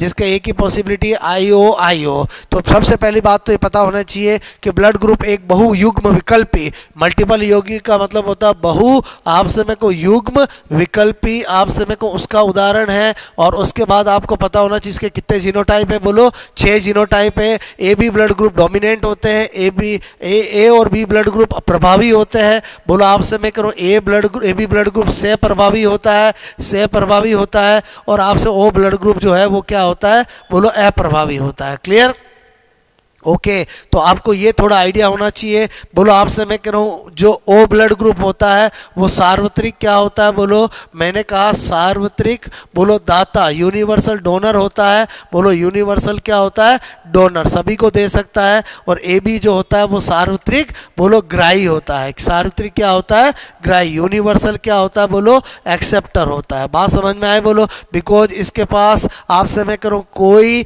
मैंने कहा कोई एंटीबॉडी नहीं, क्लियर, इसलिए किसी से भी ले सकता है। इसके पास कोई एंटीजन नहीं, इसलिए किसी को भी दे सकता है। ये अक्सर पूछा जाता है, कारण क्या है कि ये यूनिवर्सल दाता और ये यूनिवर्सल ग्राही है, क्लियर। ब्लड ग्रुप का आइडिया लगा। ऐसे ही मैंने कहा एक होता है RH फैक्टर, आपको पता होना चाहिए ब्लड ग्रुप हो या आपसे मैं कहूँ RH फैक्टर को खोज करता कार्ल लैंड, आपसे मैं कहूँ स्टीनर इसका खोज करता होता है। रिसस मंकी के अंदर बंदर में इसको खोजा था, इसलिए इसको RH फैक्टर बोलते हैं। और RH फैक्टर क्या होता है, एक डोमिनेंट फैक्टर होता है, आप समय को संततियों के अंदर RH पॉजिटिव ज़्यादा होता है, क्लियर। तो मैंने कहा इन इंडिया आप समय को RH पॉजिटिव लोग 97% है, RH नेगेटिव केवल 3% है। क्लियर। लेकिन इन वर्ल्ड की बात करूं तो आप समय को वर्ल्ड के अंदर आपको पता होना चाहिए RH पॉजिटिव लोग 80% है, RH नेगेटिव लोग आप समय को 20% है। क्लियर। उसके अलावा आपको मैंने कहा और क्या बात पता होनी चाहिए कि आप समय करो इसकी जो एंटीजन होती है, बोलो एंटीजन ब्लड ग्रुप हो या RH फैक्टर हो, RBC की कहाँ होती है, बोलो सतह पर आप समय को उपस्थित होती है। और एंटीबॉडी आप समय को प्राकृतिक रूप से कहीं पर भी नहीं पाई जाती है। एंटीबॉडी आप समय करो मैंने कहा एब्सेंट, बोलो प्राकृतिक रूप से नहीं पाई जाती है। जबकि ब्लड ग्रुप की एंटीजन RBC की सतह पर होती है, ब्लड ग्रुप की एंटीबॉडी ब्लड सीरम में होती है। उसके अलावा आपको एक नाम है, बोलो इरिथ्रो, आप समय को ब्लास्टोसिस, मैंने कहा फिटेलिस। ठीक है, फिटेलिस अक्सर पूछ लेते हैं ये कब बनेगा, तो एक ही कंडीशन है जब आप समय को जो आपकी फीमेल है, आप समय को फीमेल है वो RH नेगेटिव है और जिस लड़के से जिस मेल से वो शादी करती है वो RH पॉजिटिव है, तो उन केस में क्या होगा, आप समय को बच्चे पहला बच्चा सही जन्मेगा, दूसरा बच्चा में क्या होगा भ्रूणावस्था में मृत्यु हो जाएगी। बिकॉज आप समय को फर्स्ट बच्चे की बर्थ के दौरान इसकी फीमेल के अंदर इसकी एंटीबॉडी चली जाएगी जो नेचुरल बन के और आप समय करो बन के और फिर वो अगले बच्चे को सेट नहीं होने देगी। तो इसको बोलते हैं एरिथ्रोब्लास्टिड फिटेलिस। आई होप आपको मैंने जो आइडिया दिया वो पता चला होगा। क्लियर। उसके बाद अपन बात करते हैं आप समय को बायो टेक्नोलॉजी की। क्लियर। तो बायोटेक्नोलॉजी ऐसा टॉपिक है जिससे जनरली 2-3 क्वेश्चन आते हैं। आपको मोटा मोटा क्या पता होना चाहिए, एक तो रिकॉम्बिनेंट, आप से मैं करो रिकॉम्बिनेंट, आप से मैं कहो DNA। ठीक है, रिकॉम्बिनेंट मैंने कहा DNA कैसे बनता है वो पता होना चाहिए, टूल सारे पता होना चाहिए। रिकॉम्बिनेंट DNA आप से मैं कह रहा हूँ दो, एक तो मैंने कहा आपका, मैंने कहा एक तो वाहक DNA, बोलो वाहक DNA, बोलो आप से मैं को जो वेक्टर आपका प्लाज्मिड हो सकता है, बोलो फॉस, प्लस एक मैंने कहा आपसे मैंने कहा विजातीय DNA। ठीक है, विजातीय DNA इन दोनों से मिलकर बना होता है क्लियर रिकॉम्बिनेंट DNA। तो रिकॉम्बिनेंट DNA हमेशा काइमेरिक DNA होता है जो 2 DNA से मिलकर बना होता है। तो आपको थोड़ा इसका प्रोसीजर टूल्स पता होने चाहिए। क्लियर। उसके अलावा आपसे मैंने कहा कि बोलो एक नाम होता है रेस्ट्रिक्शन, बोलो आपसे मेरे को एंडो मैंने कहा न्यूक्लियस, न्यूक्लियस एंजाइम, इसके बारे में थोड़ा आपको पता होना चाहिए कि आपसे मेरे को इसकी खोज के बाद क्या हो गया, बोलो बायोटेक्नोलॉजी के अंदर क्रांति आ गई जेनेटिक इंजीनियरिंग के अंदर। बिकॉज ये आपसे मेरे को DNA को स्पेसिफिक, आपसे मेरे को स्पेसिफिक बोलो सीक्वेंस, आपसे मेरे को सीक्वेंस में विशिष्ट क्रम में काटता है। क्लियर। एक बात आपसे मेरे को इसे बोलो आणविक कैंची भी कहते हैं, मोलिकुलर सीजर, आणविक कैंची बोलो आपसे मेरे को भी कहते हैं।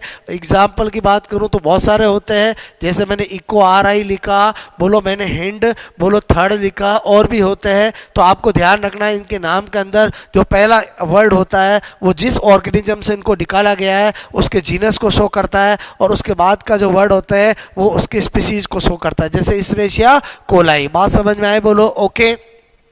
उसके अलावा बायोटेक्नोलॉजी में आपको ट्रांसजेनिक, आपसे मैं कहूँ ट्रांसजेनिक मैंने कहा प्लांट, ठीक है, और ट्रांसजेनिक एनिमल, ये जरूर पढ़ के जाने हैं। बोलो ट्रांसजेनिक आपसे मैं को एनिमल, ये पढ़ के जाने हैं, इनसे क्वेश्चन आता है, जिनको GMO जेनेटिकली मॉडिफाइड ऑर्गेनिज्म कहते हैं। ट्रांसजेनिक प्लांट के अंदर फेमस जो है वो BT कॉटन है, बहुत इंपॉर्टेंट है। बैसिलस thuringiensis, बोलो मैंने कहा गोल्डन राइस है, बोलो क्या है, बोलो गोल्डन, मैंने कहा गोल्डन राइस है। ब्रेसिका नेपस है, बोलो आपसे मैं कहूँ ब्रेसिका, बोलो नेपस है, आपसे मैं कह रहा हूँ इसी तरह से फ्लेवर सेव्ड टोमेटो है, बोलो फ्लेवर आपसे मैं कहूँ सर्ड टोमेटो है। क्लियर। आपसे मैं कह रहा हूँ इसी तरह से मैंने कहा आपको ये कुछ जो मैं बता रहा हूँ उनका आइडिया होना चाहिए। ठीक है, इस तरह से बोलो पोटैटो भी बना है, बोलो आपसे ट्रांसजेनिक बैंगन भी बना है, बोलो आपसे मैं करूँ ये आपको थोड़ा आइडिया होना चाहिए।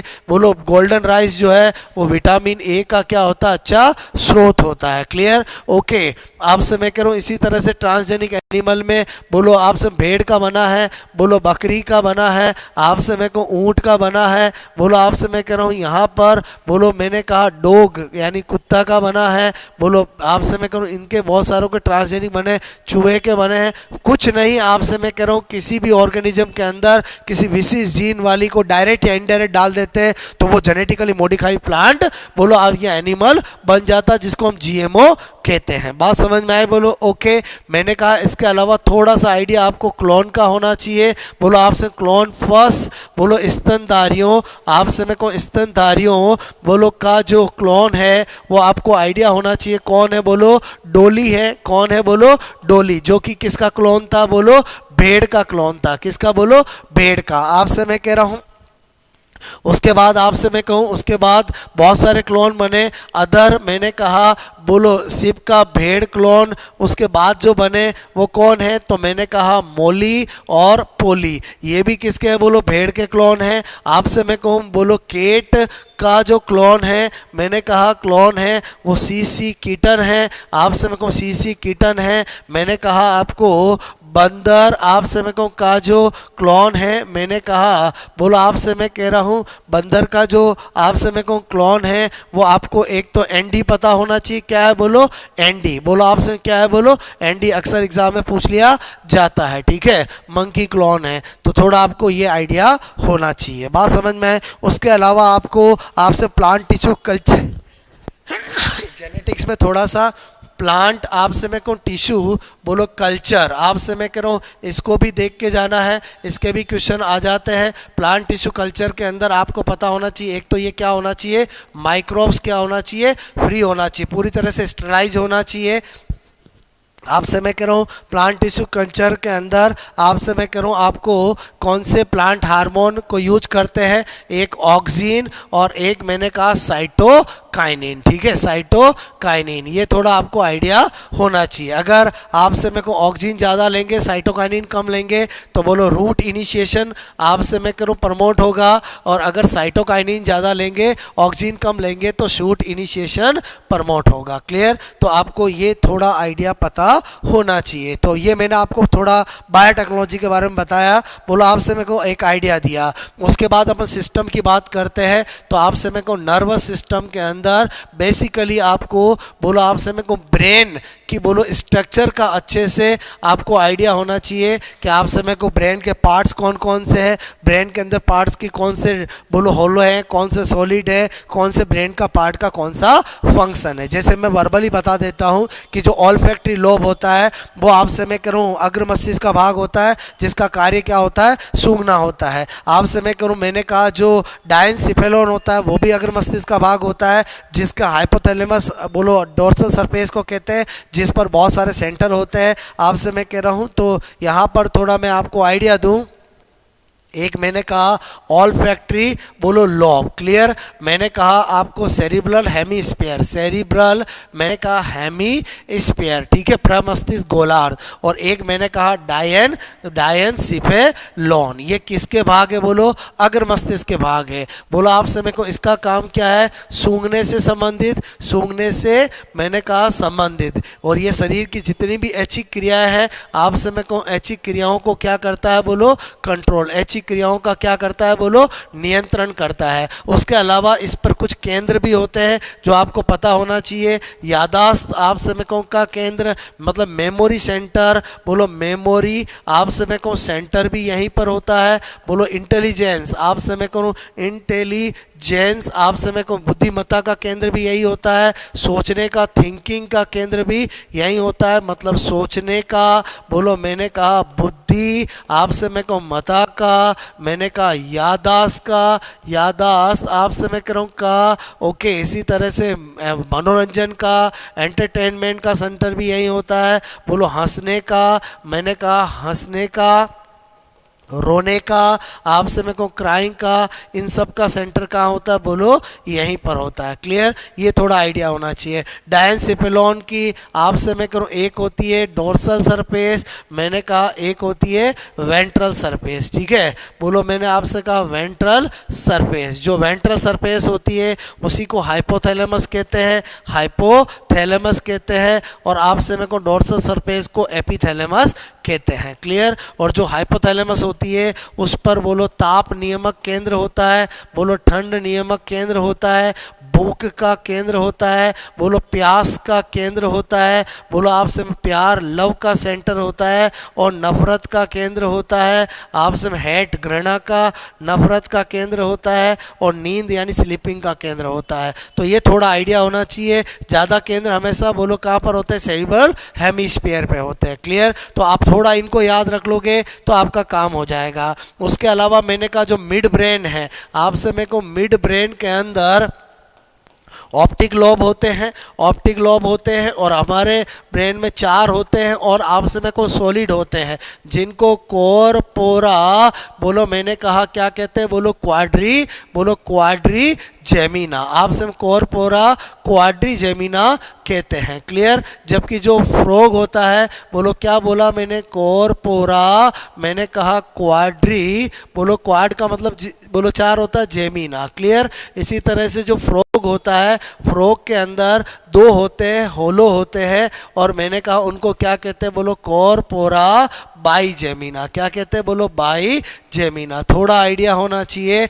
उसके अलावा मैंने कहा इसी के अंदर कूरा सेरेब्राई भी होती है, बोलो सेरेब्राई ये न्यूरल प्लेट होती है। हिंड ब्रेन की बात करें, पश्च मस्तिष्क की बात करें, तो हिंड ब्रेन के अंदर एक मैंने कहा सेरिबेलम, अनुमस्तिष्क क्या होता है, सेरी बोलो बेलम, आपसे मैं कहूँ सेरिबेलम, ठीक है, अनुमस्तिष्क, ठीक है,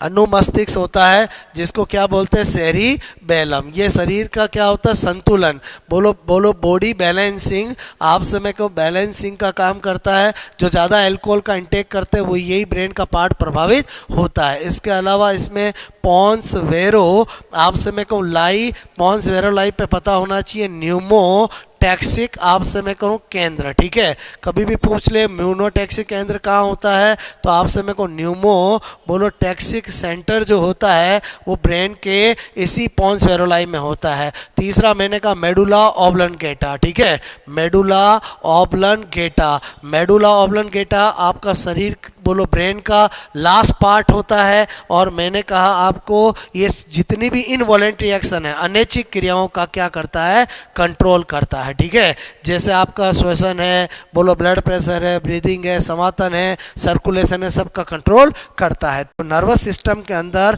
थोड़ा सा आपको ये आइडिया होना चाहिए। उसके अलावा आपको PNS पेरिफेरल नर्वस सिस्टम के अंदर बोलो एक तो पता होना चाहिए क्रेनियल नर्व, क्रेनियल नर्व कितनी होती है, 12 जोड़ी, और आपसे में को एक होती है स्पाइनल नर्व, स्पाइनल नर्व जो होती है वो कितनी होती है, बोलो 31 जोड़ी। थोड़ा सा आइडिया होना चाहिए, बात समझ में आए। और इसके अंदर एक सूत्र आपको फॉर्मूला पता होना चाहिए कि बोलो सर्वाइकल आपसे में को 8 होती है, थोरेसिक 12 होती है, लंबर 5 होती है, सैक्रल 5 होती है, कोक्सियल 1 होती है। तो मेरे कहने का मतलब काउंट करोगे तो कितना हो जाएगा, 31 पेयर। क्लियर। और सारी की सारी कैसी होती है, बोलो प्रकृति कैसी होती है इनकी, मिश्रित, आपसे में को क्या होती है, मिश्रित होती है। क्लियर। ओके।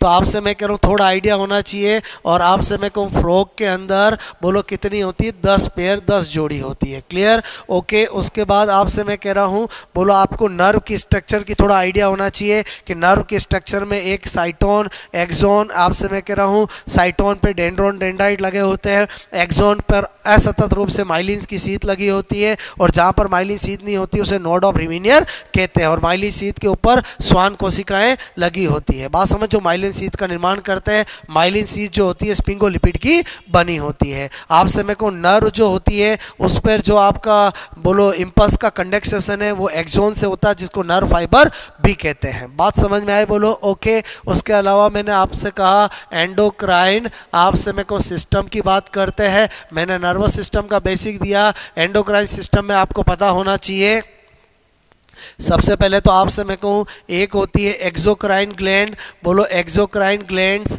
और एक होती है आपसे मैं कहूँ एंडोक्राइन ग्लैंड, ठीक है, एंडोक्राइन ग्लैंड। बहुत सी बार तो यहीं से क्वेश्चन आ जाता है। और एक होती है बोलो मिक्सो, आपसे मैं कहूँ क्राइन ग्लैंड, ठीक है। तो एक्सोक्राइन ग्लैंड का मतलब जिसमें क्या होता है, बोलो डक्ट क्या होती है, बोलो उपस्थित, ठीक है, बोलो डक्ट आपसे मेरे को उपस्थित, और हार्मोन क्या होता है बोलो एब्सेंट, ठीक है। और इसका एग्जाम्पल की बात करें, लीवर बोलो इसी का एग्जाम्पल है, स्लेवरी ग्लैंड आपसे मेरे को इसी का एग्जाम्पल है, ओके। मैंने कहा बोलो आपसे लेक्रिमल ग्लैंड, अश्रुग्रंथियाँ इसी का एग्जाम्पल है, स्वीट ग्लैंड इसी का एग्जाम्पल है। लीवर सबसे बड़ी क्या है बोलो, मैंने कहा सबसे बड़ी ग्रंथि होता है, सबसे बड़ी आपसे मेरे को ग्रंथि, क्लियर। उसके बाद जो एंडोक्राइन होता है उसमें डक्ट तो क्या होती है बोलो एब्सेंट, बट हार्मोन क्या होते हैं उपस्थित होते हैं। और इसका एग्जाम्पल की बात करें तो मैंने कहा आपको पीनियल ग्लैंड इसका एग्जाम्पल होता है, बोलो पिट्यूटरी ग्लैंड, पीयूष ग्रंथि इसका एग्जाम्पल होता है, बोलो थायराइड ग्लैंड, मैंने कहा बोलो थायराइड ग्लैंड, बोलो थायराइड ग्लैंड इसका एग्जाम्पल होता है, पैराथायराइड ग्लैंड आपसे मैं करूँ इसका एग्जाम्पल होता है, ओके। इसी तरह से मैंने कहा एड्रिनल ग्लैंड और थाइमस ग्लैंड, ठीक है। ये आपकी प्योर एंडोक्राइन ग्लैंड होती है। मेक्सोक्राइन जिसमें क्या होता है बोलो डक्ट भी उपस्थित, मतलब एक्सोक्राइन पार्ट भी होता है, और मैंने कहा हार्मोन भी स्रावित, मतलब एंडोक्राइन पार्ट भी होता है। सबसे बेस्ट एग्जाम्पल की बात करें तो अग्नाशय पैंक्रियाज, आपसे मैं कहूँ पैंक्रियाज अग्नाशय जो है वो इसी का एग्जाम्पल है। टेस्टीज हो गया, वृक्षण हो गया, मैंने कहा ओवेरी यानी अंडाशय हो गया, ये सब किसके एग्जाम्पल है, मिश्रित ग्रंथि का उदाहरण है, क्लियर। मेरे कहने का मतलब मेरी बात समझ में आए। उसके बाद एंडोक्राइन ग्लैंड के हार्मोन के बारे में पता होना चाहिए। तो आपसे मैं करूँ, मैंने कहा पहला है पीयूष ग्रंथि, ठीक है। तो पीयूष ग्रंथि में हर ग्लैंड के हार्मोन के बारे में बता रहा हूँ, ठीक है। तो मैंने कहा पीयूष ग्रंथि से कौन कौन सा हार्मोन होता है, जीएच होता है ग्रोथ हार्मोन, मैंने कहा आपको टीएसएच थायराइड स्टिमुलेटिंग हार्मोन होता है, एफएसएच फॉलिकुलर स्टिमुलेटिंग हार्मोन होता है, एलएच बोलो ल्यूटिनाइजिंग हार्मोन होता है, बोलो आपसे मैं करूँ, मैंने कहा एसीटीएच एडिनोकोर्टिकोट्रोपिक हार्मोन होता है, और मैंने कहा प्रोलैक्टिन, ठीक है। प्रोलैक्टिन आपसे मैं कहूँ इसका हार्मोन होता है, और एमएसएच, ठीक है। ये जितने भी हार्मोन होते हैं वो इसके बोलो अग्रपिंड, आपसे मैं करूँ अग्रपिंड मतलब एंटीरियर लोब, या जिसको हम एडिनो हाइपो बोलो आपसे मैं कहूँ फाइसिस कहते हैं, उससे संबंधित होते हैं। उसके अलावा मैंने कहा पीयूष ग्रंथि से बोलो मैंने कहा एक एडीएच, या जिसको हम वेजो मैंने कहा प्रेसिन कहते हैं बोलो, और एक मैंने कहा ऑक्सीटोसिन, ठीक है। ये आपसे मैं कह रहा हूँ दोनों जो है वो मैंने कहा किससे संबंध रखते हैं बोलो पश्चपिंड आपसे मैं करूँ, या न्यूरो आपसे मैं कहूँ हाइपोफाइसिस, ठीक है। तो आपको एक बार ग्लैंड के हार्मोन का रोल पता होना चाहिए। उसके बाद आपसे मैं को कौन कौन सा हार्मोन है, मैंने कहा थायराइड ग्लैंड, बोलो थायराइड ग्रंथि का जो हार्मोन होता है वो थायरोक्सिन हार्मोन होता है। कौन होता है बोलो, मैंने कहा थायरोक्सिन हार्मोन, ठीक है। बोलो कौन सा हार्मोन होता है, मैंने कहा थायरोक्सिन हार्मोन, ओके। इसी तरह से मैंने कहा पैरा बोलो थायराइड ग्रंथि, ठीक है। पैराथायराइड ग्रंथि की बात करें तो उसका जो हार्मोन होता है वो पीटीएच पैराथार्मोन, बोलो कौन होता है बोलो पैराथार्मोन, क्लियर। जिसको हम कोलिप हार्मोन भी कहते हैं वो होता है, बोलो कोलिप हार्मोन, क्लियर। उसके अलावा मैंने कहा आपको थाइमस ग्रंथि, बोलो आपसे मैं कहूँ थाइमस बोलो ग्रंथि, थाइमस ग्रंथि का जो हार्मोन होता है वो थाइमोसिन होता है। कौन होता है बोलो थाइमोसिन, क्लियर। आपको मेरी बात समझ में आई। उसके अलावा मैंने आपसे कहा कि पीनियल ग्रंथि, बोलो आपसे मैं कहूँ पीनियल ग्रंथि उसका मिलेटोनिन हार्मोन होता है। कौन सा हार्मोन होता है बोलो मिलेटोनिन हार्मोन, क्लियर। और ये दोनों ग्रंथि ऐसी है जो केवल बाल्यावस्था तक सक्रिय रहती है, बाल्यावस्था आपसे मैं कहूँ तक बोलो सक्रिय, क्लियर। उसके बाद इनएक्टिव हो जाती है। और मैंने कहा एड्रिनल ग्रंथि, एड्रिनल ग्रंथि किडनी के ऊपर होती है, सुप्रारीनल ग्लैंड भी कहते हैं। और आपसे मैं कहूँ इसके दो भाग होते हैं, एक होता है बोलो कॉर्टेक्स और एक होता है बोलो मेडुला, क्लियर। जो कॉर्टेक्स होता है उससे स्टेरॉइड नेचर के हार्मोन स्रावित होते हैं। एक होता है एल्डो, आपसे मैं कह रहा हूँ एल्डोस्टेरॉन, एल्डोस्टेरॉन आपसे मैं कहूँ कौन सा हार्मोन एल्डोस्टेरॉन। मैंने कहा कोर्टिसोल, आपसे मैं कह रहा हूँ कोर्टिसोल, सोन, ओके। और मैंने कहा आपको सेक्स हार्मोन, क्लियर। और मेडुला से दो हार्मोन, एक एड्रेनलिन और एक नॉर एड्रेनलिन। एक एड्रेनलिन आप समय को और एक नॉर, मैंने कहा बोलो एड्रीनलिन, आप समय को नॉर एड्रीनलिन, ये हार्मोन आपसे संबंधित होते हैं, क्लियर। तो मैंने इस तरह से आपको पूरी जितनी भी एड्रिनल ग्लैंड आपसे एंडोक्राइन ग्लैंड होती है उनका मैंने आपको बता दिया। थोड़ा सा आपको अग्नाशय का पता होना चाहिए, एग्जाम में पूछ लेते हैं। अग्नाशय जो होता है आपसे मिक्सोक्राइन ग्लैंड होता है, जिसका जो एक होता है एक्सोक्राइन पार्ट, आपसे मेरे को एक्सोक्राइन पार्ट वही मैक्सिमम 90% 99% होता है, जिसको हम एसिनी ऑफ आपसे मेरे को पेंक्रियाज कहते हैं। क्या कहते हैं? एसिनी ऑफ पेंक्रियाज, क्लियर। जो अग्नाशय रस का निर्माण करता है, किसका करता है? अग्नाशय रस का, ठीक है। और एक मैंने कहा आइलेट्स ऑफ लैंगरहॉर्न्स, मैंने कहा लैंगरहैंस आप समय कहूँ के द्वीप समूह, ठीक है, द्वीप समूह, आप समय को द्वीप समूह, ओके, जिसके अंदर आप समय को मेनली अल्फा बीटा आप समय कह रहा हूँ, मैंने कहा डेल्टा सेल होती है, जिसमें अल्फा सेल होती है वो आप समय कह रहा हूँ, मैंने कहा बोलो ग्लूका आप समय गौन हार्मोन का आप समय को स्त्रावन करती है। और बीटा सेल जो होती है वो इंसुलिन आप समय को इंसुलिन हार्मोन का स्त्रावन करती है। ये अक्सर एग्जाम में पूछा जाता है। इंसुलिन हार्मोन का स्त्रावन बोलो कौन सी सेल करती है? बोलो बीटा सेल करती है। ग्लूका कौन करती है? Alpha cell. आई थिंक आपको मेरी बात समझ में आई होगी। मैंने आपको एंडोक्राइन का सरफेस आइडिया दिया है। नेक्स्ट अपन देखते हैं पाचन तंत्र, ठीक है। पाचन तंत्र यानी मैंने कहा डाइजेस्टिव सिस्टम, ठीक है, डाइजेस्टिव सिस्टम। आपसे मैं कहूँ दोस्तों, इसके अंदर एक तो आपको स्ट्रक्चरल का थोड़ा आइडिया होना चाहिए, उसके अलावा डाइजेस्टिव ग्लैंड का और उनके एंजाइम का। तो मैं आपको मेन चीज़ बता देता हूँ। मैंने कहा यहाँ पर पाचन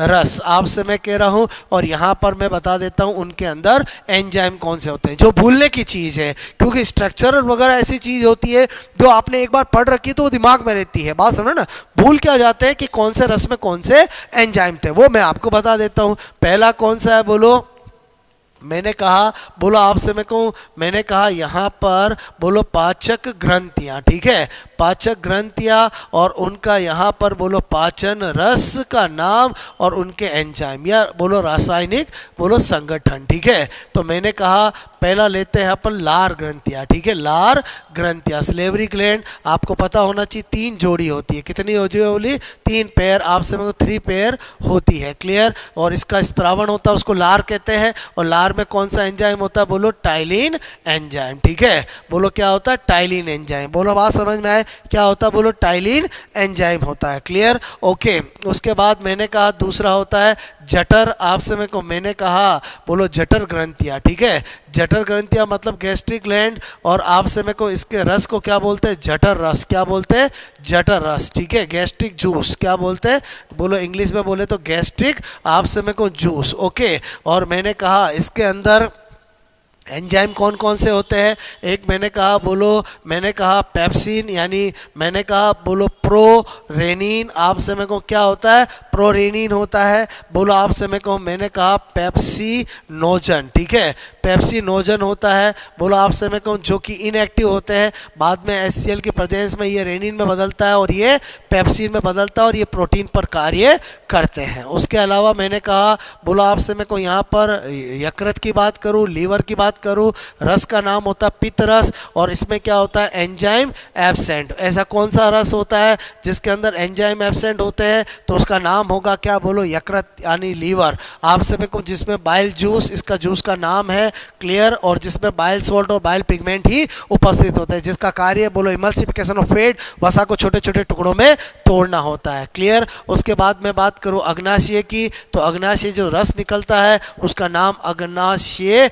बोलो रस होता है, जिसके अंदर जो एंजाइम होते हैं वो मैंने कहा बोलो आपसे मैं करूं यहाँ पर ट्रिप्सिनोजन, आपसे मैं कहूँ मैंने कहा काइमो, मैंने कहा ट्रिप्सी बोलो ट्रिप्सिनोजन, आपसे मैं करूँ एमाइलेज, एमाइलेज, आपसे मेरे को लाइपेज, ये एंजाइम बोलो होते हैं। उसके बाद आपसे मेरे को आंतरीय बोलो, मैंने कहा आंतरिक ग्रंथियाँ, जिसका रस जो होता है बोलो उसको आंतरिक रस कहते हैं। आंतरिक रस, और आंतरिक रस का मतलब हुआ इंटेस्टाइनल जूस, ठीक है, इंटेस्टाइनल जूस। और आपको पता होना चाहिए यही जूस ऐसा होता है जिसका एक नाम सकस एंट्रिकस भी होता है। सकस बोलो एंटेरिकस, अक्सर एग्जाम में पूछ लिया जाता है किस जूस को सकस एंटेरिकस कहते हैं, इंटेस्टाइनल जूस को कहते हैं। और इसके अंदर जो कौन से एंजाइम होते हैं, तो मैंने कहा एक इरेप्सिन होता है बोलो आपसे मैं करूँ, उसके अलावा बोलो आपसे लाइपेज होता है,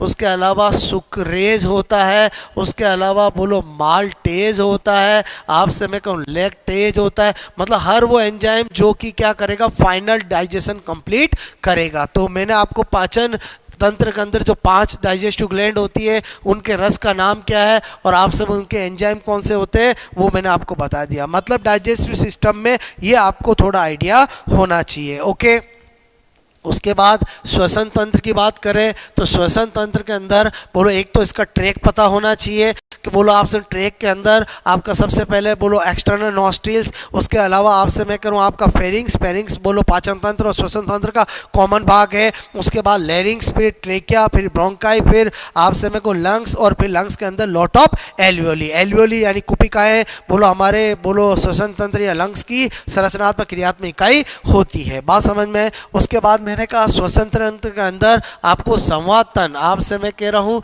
कि बोलो क्रिया विधि आपको थोड़ा आइडिया होना चाहिए। आपको आइडिया होना चाहिए कि इसमें 2 प्रक्रिया होती है, एक आपसे मैं कहूँ इंस्पायरेशन बोलो, आपसे मैं कहूँ एक क्या होती है बोलो एक्सपायरेशन, ठीक है। एक्सपायरेशन ये थोड़ा आपका समझा हुआ होना चाहिए, दिमाग में फंडा होना चाहिए। बोलो आपसे मैं करूँ एक को बोलते हैं अंतःश्वसन, आपसे मैं करूँ बोलो एक को बोलते हैं बहिश्वसन, ठीक है, बोलो बहिश्वसन। याद रखने वाली बात क्या है, आपसे मैं करूँ इसका जो इसमें क्या होता है, एयर जो है हम बोलो वातावरण से बोलो वातावरण बोलो आपसे मैं कह रहा हूँ से एयर को किस में लेते हैं बोलो लंग्स में, और इसमें क्या करते हैं लंग्स से बोलो एयर को कहाँ निकालते हैं वातावरण में। क्लियर। और मैंने कहा इसका जो टाइम पीरियड होता है वो आइडियली 2 सेकंड का होता है, और इसका जो टाइम पीरियड होता है वो आइडियली 3 सेकंड का होता है। मतलब 5 सेकंड के अंदर एक ब्रीदिंग कंप्लीट होती है। आपसे मैं कहूँ ये एक एक्टिव प्रोसेस होता है, जबकि ये क्या होता है एक पैसिव प्रोसेस होता है। क्लियर।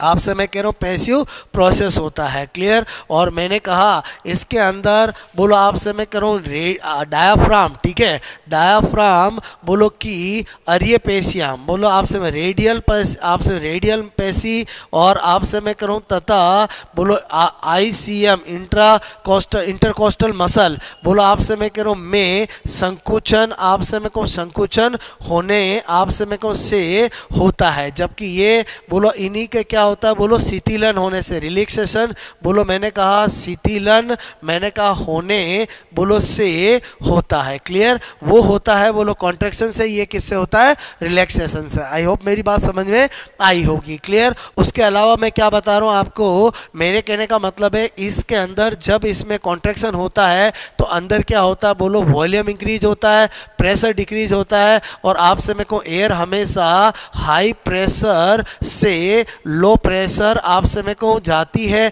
इसका मतलब अंदर चली जाती है। और जब रिलैक्सेशन होने से क्या होता है वॉल्यूम बोलो क्या होता है घटता है, बोलो प्रेशर बढ़ता है, इसलिए एयर बोलो वापस बाहर निकलती है। क्लियर। आई होप मेरी बात समझ में आई होगी। ओके।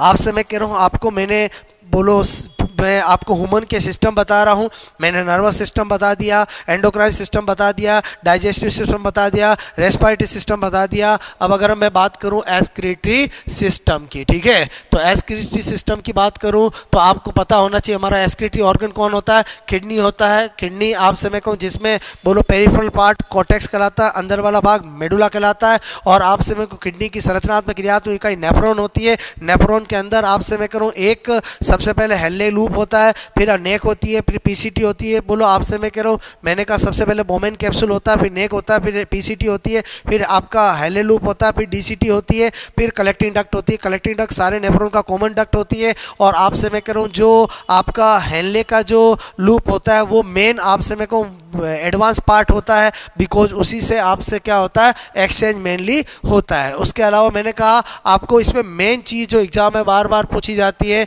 कि बोलो जो किडनी होता है उसका काम क्या है, बोलो मैंने कहा ब्लड का, बोलो ब्लड का क्या करना, बोलो प्यूरी आपसे मेरे को फिकेशन, ठीक है, बोलो करके आपसे मेरे को मूत्र का निर्माण, ठीक है, मूत्र का निर्माण। बात समझ में आए, बोलो ओके, ये काम होता है। और इसके अंदर आपसे यूरिन के निर्माण में कितनी स्टेप होती है, 3 स्टेप होती है। पहली होती है अल्ट्रा फिल्ट्रेशन, ठीक है, बोलो परानिष्यंदन, बोलो परानिष्यंदन, बोलो परानिष्यंदन, ठीक है। तो मेरे कहने का मतलब है ये बोमेन कैप्सूल में होती है, क्योंकि यहाँ पर आपसे मेरे को आता ज़्यादा है जाता कम है, तो यहाँ पर बोलो ब्लड कैपिलरीज का जाल बनता है जिसको ग्लोमेरुलस कहते हैं। ये बोमेन कैप्सूल है, दोनों को मेल्पिगियन बॉडी कहते हैं। यहाँ पर फिल्ट्रेट होता है जिसको जीएफ ग्लोमेरुलर फिल्ट्रेट कहते हैं। यही पहली स्टेप होती है। बस आपको ध्यान रखना कि ये जो जीएफ होता है ग्लोमेरुलर फिल्ट्रेट, इसमें कभी भी बोलो ब्लड आपसे मेरे को ब्लड प्रोटीन नहीं होते हैं। क्या नहीं होते, बोलो ब्लड प्रोटीन आपसे मेरे को कभी नहीं आते हैं, और ब्लड सेल्स आपसे मेरे को कभी भी नहीं होती है। क्लियर, ये 2 कंपोनेंट कभी भी जनरली नॉर्मल कंडीशन में नहीं होते हैं। क्लियर। उसके बाद मैंने कहा दूसरी स्टेप होती है सेलेक्टिवली रीअब्जॉर्प्शन। क्या होती है, बोलो सेलेक्टिवली रीअब्जॉर्प्शन। क्लियर, जिसको हम चयनात्मक पुनः अवशोषण कहते हैं। क्या कहते हैं, बोलो चयनात्मक, मैंने कहा पुनः अवशोषण। और आपसे मेरे को सेकेंड स्टेप होती है जिसके अंदर वापस आपसे मैंने कहा ये पीसीटी हेनले लूप और आपसे मेरे को डीसीटी द्वारा काम की चीज़ें वापस ब्लड में जाती है। बोलो बात समझ में आए, ओके। और मैंने कहा तीसरी स्टेप होती है स्त्रावण, जिसके अंदर बोलो आपसे मेरे को H+ है, NH3 है और भी वेस्ट चीज़ें हैं, वो आपसे मेरे को ब्लड से वापस नेफ्रॉन में जाती है। इसको स्त्रावण कहते हैं। आरबीएससी सेकंड ग्रेड में बोलो आपको ये पूछा गया है कि इन स्टेप का ऑर्डर क्या होता है। पहला क्या होता है, अल्ट्रा फिल्ट्रेशन, फिर सेलेक्टिव रीअब्जॉर्प्शन, फिर सीक्रेशन, यानी परानिष्यंदन, चयनात्मक पुनर्अवशोषण और स्त्रावण। बात समझ में आए, बोलो थोड़ा सा आइडिया होना चाहिए हम कैसे हैं। बोलो आपसे मैं करूँ नाइट्रोजनस वेस्ट प्रोडक्ट के पॉइंट ऑफ से यूरियोटेलिक है, आपसे में को हम यूरिया का उत्सर्जन करते हैं और यूरिया का निर्माण आपसे लीवर में बोलो ऑर्निथिन साइकिल के द्वारा होता है। बात समझ में, आपको पता होना चाहिए जो रेप्टाइल्स होते हैं आपसे एवीज होते हैं, आपसे मैं करूँ जो इंसेक्ट्स होते हैं वो यूरिकोटेलिक होते हैं। क्या होते हैं, यूरिकोटेलिक। हम क्या है, बोलो यूरियोटेलिक है। हमारा मेंढक भी क्या है, यूरियोटेलिक है। और अमोनोटेलिक तो बोलो जो लोअर आपसे में एनिमल्स हो गए, जो एक्वेटिक एनिमल्स हो गए। उसके अलावा आपसे में को आपको पता होना चाहिए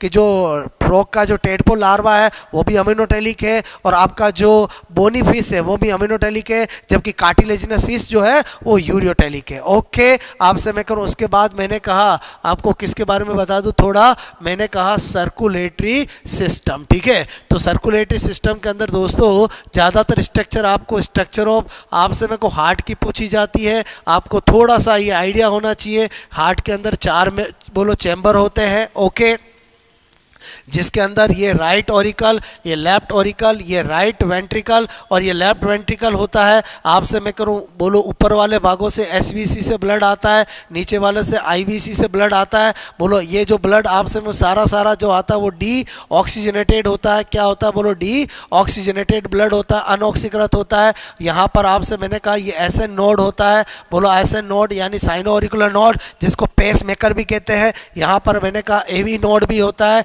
जिसको पेस सीटर भी कहते हैं। और यहाँ पर आपसे मेरे को ट्राइकस्पिड वॉल होते हैं। क्या होते हैं, बोलो ट्राइकस्पिड वॉल होते हैं, जहाँ से ये डीऑक्सीजनेटेड ब्लड आता है।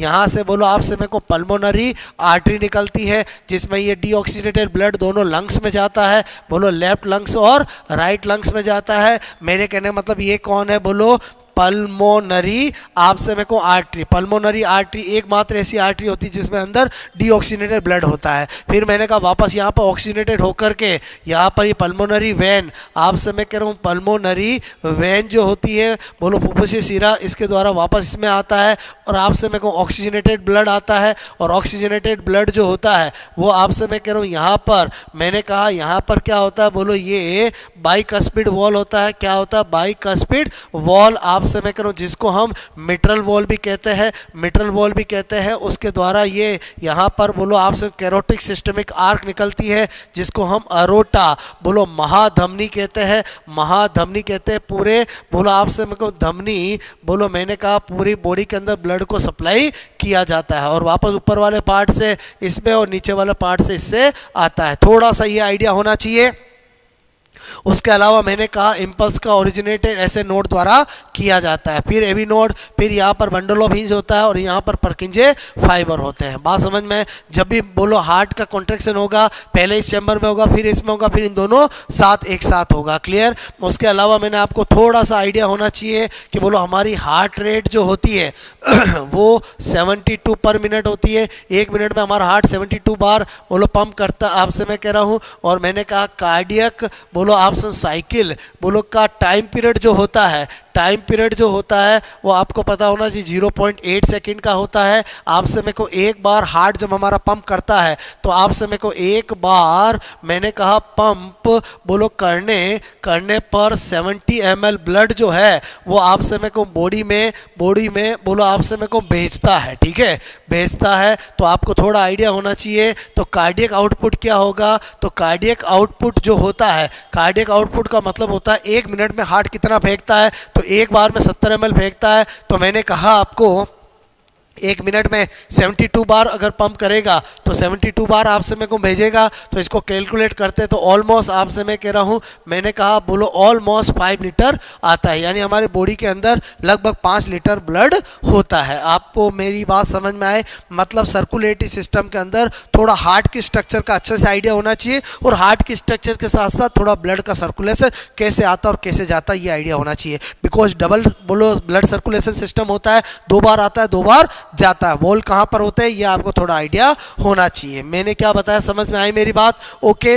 उसके अलावा मैंने कहा कि आपको थोड़ा सा आइडिया होना चाहिए कि 2 वॉल और होते हैं, एक थिबेशियस वॉल होता है, एक यूस्टेकियन वॉल होता है। जो हमारी आईवीसी है बोलो इन आपसे मेरे को जो एसवीसी आईवीसी है, एसवीसी में कोई वॉल नहीं होता है। जो आपका आईवीसी है बोलो आपसे मैं कह रहा हूँ बोलो उसकी ओपनिंग पर मैंने कहा यूस्टेकियन वॉल होता है और हार्ट की वॉल से जो कोरोनरी साइनस लेके आती है वहाँ पर बोलो आपका थिबेशियस वॉल होता है। क्लियर? हार्ट साउंड का आइडिया होना चाहिए। फर्स्ट हार्ट साउंड लब होती है और सेकंड हार्ट साउंड डब होती है। फर्स्ट हार्ट साउंड जो लब होती है वो आपसे मैं कह रहा हूँ ट्राइकस्पिड और बाइकस्पिड के क्लोज होने से बोलो आती है और जो आपकी जो डब होती है वो आपसे मैं कहूँ पल्मोनरी आर्टरी और करोटा जो है उसकी ओपनिंग पर सेमी ल्यूनियर अर्धचंद्राकार कपाट होते हैं उनके बंद होने से आती है। इतना अगर आइडिया है आपका काम हो जाएगा, क्योंकि इसके अंदर मैं आपको ब्लड ग्रुप आरएस स्पेक्ट्रा अभी पहले बता चुका हूँ। तो आपसे मैं कहूँ हमने सारे सिस्टम देखे बोलो। आपसे मैं कहूँ अब थोड़ा सा मैं आपको किसका आइडिया दे दूं, रिप्रोडक्टिव आपसे मैं कहूँ सिस्टम का। ठीक है, तो रिप्रोडक्टिव सिस्टम के अंदर आपसे मैंने कहा एक होता है मेल और एक होता है फीमेल। आपको थोड़ा सा ये आइडिया होना चाहिए। आपसे मेरे को मेल के अंदर बोलो मैंने कहा ये दिमाग में आइडिया रखो, एक जोड़ी टेस्टिज होता है जो बोलो आपसे मेरे को किसके अंदर होता है बोलो स्क्रोटम में होता है बोलो निकलने वाली वासा डिफरेंशिया। और आपसे मेरे को यहाँ पर सेमिनल वेसाइकल बोलो मैंने कहा सेमिनल वेसाइकल। ओके, और ये यूरिनरी ब्लैडर और ये यूरिथ्रा। क्लियर? ये थोड़ा आइडिया होना चाहिए। और आपसे मैं करूँ यहाँ पर मैंने कहा ये कौन है बोलो स्क्रोटम और ये कौन है बोलो टेस्टिज। और मैंने कहा टेस्टिस के अंदर क्या होती है बोलो सेमिनी, मैंने कहा सेमिनी फेरस ट्यूब्यूल्स, जिसके अंदर क्या होता है बोलो स्पर्मेटोजेनेसिस होता है। स्पर्मेटोजेनेसिस होता है मतलब स्पर्म का निर्माण होता है। ठीक है, ओके। और ये मैंने क्या बोला आपको, मैंने कहा ये सेमिनल बोलो वेसाइकल है। ठीक है, शुक्राशय है बोलो क्या है, शुक्राशय है। क्लियर? जो सीमन का पार्ट बनाते हैं। और आपसे मेरे को ये क्या है बोलो, मैंने कहा वासा डिफरेंशिया है। क्या है बोलो, वासा डिफरेंशिया। ठीक है, वासा डिफरेंशिया यानी शुक्र। आपसे मैं करूँ शुक्र क्या है बोलो, वाहिनी। ठीक है, शुक्र मैंने कहा बोलो वाहिनी होती है। क्लियर? उसके बाद ये इजैकुलेटरी डक्ट होती है। क्या होती है, इजैकुलेटरी डक्ट। ये क्या होता है बोलो, प्रोस्टेट, आपसे मैं कहूँ प्रोस्टेट ग्लैंड, ये भी आपसे मैं कह रहा हूँ एक होती है और सीमन का बोलो भाग बनाती है। यहाँ पर मैंने कहा बोलो एक जोड़ी काउपर ग्लैंड होती है, क्या होती है बोलो, काउपर्स आपसे मैं कहूँ ग्लैंड होती है। ये थोड़ा मेल का आइडिया होना चाहिए और फीमेल के अंदर आपको आइडिया होना चाहिए कि फीमेल में बोलो एक जोड़ी क्या होती है, ओवेरी होती है जिसमें बहुत सारी उगोनिया होती है, और यहाँ पर आपसे मैं कहूँ ये बोलो फैलोपियन ट्यूब होती है, और आपसे मैं कहूँ यहाँ पर आपका ये यूट्रस होता है, ठीक है। बोलो आपसे मैं कहूँ क्या होता है, बोलो यूट्रस होता है, ओके। मैंने कहा यहाँ पर ये वेजाइना और ये वल्वा, क्लियर। तो ये तो कौन है बोलो, ओवेरी, एक जोड़ी ओवेरी होती है। ये कौन है बोलो, फैलोपियन ट्यूब होती है, और फैलोपियन जो ट्यूब होती है वो आपके फर्टिलाइजेशन का स्थल होती है, जिसमें भी मोल मेन एक एम्पुला पार्ट होता है, बोलो आपसे में ये फर्टिलाइजेशन का स्थल होता है। ये बोलो आपका यूट्रस है और ये इसका मेन फंडस पार्ट है। अंदर वाली जो सबसे अंदर वाली लेयर होती है उसको एंडोमेट्रियम बोलते हैं, क्या बोलते हैं, एंडोमेट्रियम। ये बोलो आपका सर्विक्स है, सर्विक्स क्या होता है बोलो, नेक ऑफ आपसे में को यूट्रस होता है, क्लियर। और ये आपका वेजाइना है, और आपसे में को ये ओपनिंग जो होती है उसको वल्वा यानी भग कहते हैं, क्लियर, ओके। आपसे मेरे को मेल और फीमेल का थोड़ा आपको ये आइडिया होना चाहिए, बात समझ में आए। यहाँ पर मेल यूरिथ्रा में बार्थोलिन ग्लैंड होती है जो काउपर ग्लैंड का बोलो आपसे मैं कहूँ बिल्कुल सिमिलर होती है, बात समझ में आए। अब मैंने कहा आपको एक एम्ब्रियोलॉजी, ठीक है, बोलो एम्ब्रियोलॉजी, ह्यूमन एम्ब्रियोलॉजी आपसे मैं कहूँ बहुत इंपॉर्टेंट है। आपको थोड़ा सा मैं आइडिया दे रहा हूँ कि इसमें आपको क्या ध्यान रखना है। 3 स्टेप आपसे मैं कहूँ, एक मैंने कहा गैमेटोजेनेसिस, ठीक है, बोलो गैमेटोजेनेसिस आपसे मैं कहूँ जेनेसिस, ओके, जिसमें 2 होता है, एक आपसे मैं कहूँ स्पर्मेटोजेनेसिस, स्पर्मेटोजेनेसिस आपसे मैं करूँ, और एक क्या होता है बोलो oogenesis, ठीक है। एक प्रोसेस होता है आपसे मैं कहूँ स्पर्मेटोजेनेसिस में भी 3 प्रावस्थाएं होती है, बोलो एक होती है मल्टीप्लिकेशन, आपसे मैं कहूँ एक होती है ग्रोथ, और एक होती है मैच्योरेशन, ठीक है। आपसे मैं करूँ इसमें भी 3 होती है, ये ओवरी में होता है और ये बोलो आपसे टेस्टिस में होता है। इस गैमेटोजेनेसिस में हम स्पर्म और एग का निर्माण कर लेंगे, उसके बाद आपसे क्या होता है बोलो फर्टिलाइजेशन। और फर्टिलाइजेशन आपको पता होना चाहिए कि फर्टिलाइजेशन कहाँ पर होता है। आपसे मेरे को निषेचन बोलो फैलोपियन, मैंने कहा फैलोपियन बोलो ट्यूब, आपसे के एम्पुला, मैंने कहा एम्पुला पार्ट आपसे मेरे को में होता है, क्लियर। और जब निषेचन हो जाएगा तो फिर क्या होगा, क्लीवेज, और क्लीवेज क्या होता है बोलो, ये भी फैलोपियन ट्यूब में ही होता है। इसकी बोलो साइट क्या होती है बोलो, अच्छा, फर्टिलाइजेशन का प्रोडक्ट क्या होगा बोलो जाइगोट, और साइड क्या होगी बोलो, मैंने कहा फैलोपियन ट्यूब, क्लियर। और आपका क्लीवेज होता क्या है, मैंने कहा जाइगोट में शुरुआती आपसे में शुरुआती विभाजन जो होते हैं उनको क्लीवेज कहते हैं। इनमें जो सेल बनती है उसको क्या बोलते हैं, ब्लास्टोमियर, क्या कहते हैं, ब्लास्टोमियर। तो थोड़ा सा ये आइडिया रखो कि आपसे मैं कह रहा हूँ यहाँ पर मैंने कहा ये आपका एक जाइगोट है, ठीक है, क्या है बोलो जाइगोट। तो मैंने कहा ये फर्स्ट बोलो क्लीवेज हुआ, क्लियर। तो आपसे मैं कहूँ कितनी सेल बन गई बोलो, 2 सेल स्टेज बनी, क्या बनी बोलो, 2 सेल स्टेज, क्लियर। फिर क्या हुआ बोलो सेकंड क्लीवेज, आपसे मैं कहूँ विभाजन हुआ, क्लियर। तो बोलो मैंने कहा कितनी बन गई बोलो 4 सेल स्टेज, 2 आगे 2 पीछे। फिर मैंने कहा यहाँ पर क्या हुआ बोलो थर्ड क्लीवेज हुआ, क्लियर। थर्ड क्लीवेज हुआ तो कितनी बन गई बोलो, मैंने कहा 8 सेल स्टेज बन गई, ठीक है। फिर मैंने कहा 4th क्लीवेज हुआ, ठीक है। 4th क्लीवेज हुआ तो कितनी बन गई बोलो, आपसे मैं कहूँ 16 सेल स्टेज बन गई। तो आपको पता होना चाहिए कि ये जो 8 से 16 स्टेज होती है इसी को बोलते हैं मोरूला अवस्था, क्या बोलते हैं, मोरूला, क्या बोलते हैं, मोरूला अवस्था। ये भ्रूणीय परिवर्तन एम्ब्रियोनिक डेवलपमेंट की सबसे पहली अवस्था होती है, ठीक है, मोरूला स्टेज, ओके। जो 8 से बोलो 16 सेल स्टेज होती है जिसके अंदर एम्ब्रियो बोलो पूरी तरह से आपसे मैं कहूँ एक बोलो फुटबॉल की तरह बोलो आपसे मैं कह रहा हूँ बोलो मॉरस एल्बा सहतूत के फल की तरह होता है बोलो। उसके बाद क्या होता है, यहाँ पर मैंने कहा आपको कुछ सेल जो होती है वो आपसे मैं कह रहा हूँ अपनी जगह से हटती है, और यहाँ पर मैंने कहा बोलो आपसे मैं कह रहा हूँ यहाँ पर ये क्या बनती है बोलो, मैंने कहा ब्लास्टो बोलो ब्लास्टो सील बनती है, क्लियर। तो इस अवस्था को क्या कह देते हैं, ब्लास्टो ब्लास्टूला, और ह्यूमन के अंदर जो ब्लास्टूला होता है वो ब्लास्टोसिस्ट ब्लास्टूला होता है। क्या होता है बोलो? ब्लास्टो आपसे मैं कहूँ सिस्ट ब्लास्टूला, ठीक है, और आपसे मैं कहूँ ब्लास्टोसिस्ट बोलो ब्लास्टूला होता है। और ब्लास्टोसिस्ट अवस्था में क्या होता है बोलो? इम्प्लांटेशन होता है। क्या होता है? इम्प्लांटेशन। इसका मतलब ये हुआ आरोपण होता है। कहाँ पर बोलो? गर्भाशय में, ठीक है, गर्भाशय में। तो इसका मतलब हुआ इतनी सारी चीज़ें कितने दिन में हो जाती है? 7 दिन में। 7वें बोलो 7 डे आपसे फर्टिलाइजेशन के 7वें दिन। अब आप इमेजिन करो कि आपसे मैं करूं, ये मैंने आपसे कहा था कि ये बोलो आपका क्या था बोलो? मैंने कहा आपको, मैंने कहा ठीक है, ये बोलो आपसे मैं कह रहा हूँ क्या है बोलो? आपका यूट्रस है। कौन है बोलो? यूट्रस है। क्लियर? तो यूट्रस के अंदर आपसे मैं कहूँ, मैंने कहा मैटरनल और बोलो फीटल, आपसे मैं कह रहा हूँ यहाँ पर मैंने कहा बोलो यहाँ पर ये जो है वो क्या है बोलो? प्लेसेंटा है, ठीक है। जो मैटरनल विलाई और आपका बोलो फीटल विलाई के कनेक्शन होता है, ये आपका फीटस है, आपसे मैं कहूँ फीटस है, और ये क्या है? यूट्रस है। क्लियर? और इस बोलो आपसे मैं करूँ, अब इसके अंदर बोलो यहाँ पर क्या होगा बोलो? गैस्ट्रुला चलेगा। क्या चलेगा? गैस्ट्रुला। सबसे महत्वपूर्ण अवस्था होती है जिसके इसके अंदर तीनों जर्मिनल लेयर का निर्माण होता है, एक्टोडर्म, मेसोडर्म, एंडोडर्म का बोलो डिफरेंशिएशन होता है, ऑर्गेनोजेनेसिस होता है। इसका मतलब हुआ यहाँ तक शुरुआती विभाजन जो होते हैं वो क्लीवेज वाले होते हैं, और क्लीवेज वाले में कभी भी साइज नहीं बढ़ती है, लेकिन जब नॉर्मल विभाजन होने लगेंगे तो भ्रूण की साइज होने बढ़ने लगेगी। बात समझ में आए? तो आई थिंक आपको ये मैंने एक आइडिया दिया। इसके अलावा आपको टेस्ट ट्यूब बेबी का आइडिया होना चाहिए, बिकॉज ये आपके सिलेबस में दे रखे हैं। तो टेस्ट ट्यूब बेबी का मतलब होता है इन विट्रो फर्टिलाइजेशन, यानी टेस्ट ट्यूब के अंदर आपसे मैं कह रहा हूँ जो नेचुरली फैलोपियन ट्यूब में फर्टिलाइजेशन होता है वैसा लैब में किया जाता है, और उसके बाद आपसे मैं कहूँ 16 से 32 सेल स्टेज के अंदर आने पर आपसे मैं उसको मदर के अंदर बोलो यूट्रस में इम्प्लांट करने के लिए छोड़ लिया जाता है। अगर मदर का यूट्रस पहले से निकाला जा चुका है, यानी हिस्टेक्टोमी कर चुका है, या बोलो उसके यूट्रस के अंदर कोई बोलो सिस्ट है या कोई बोलो गठान है, तो किसी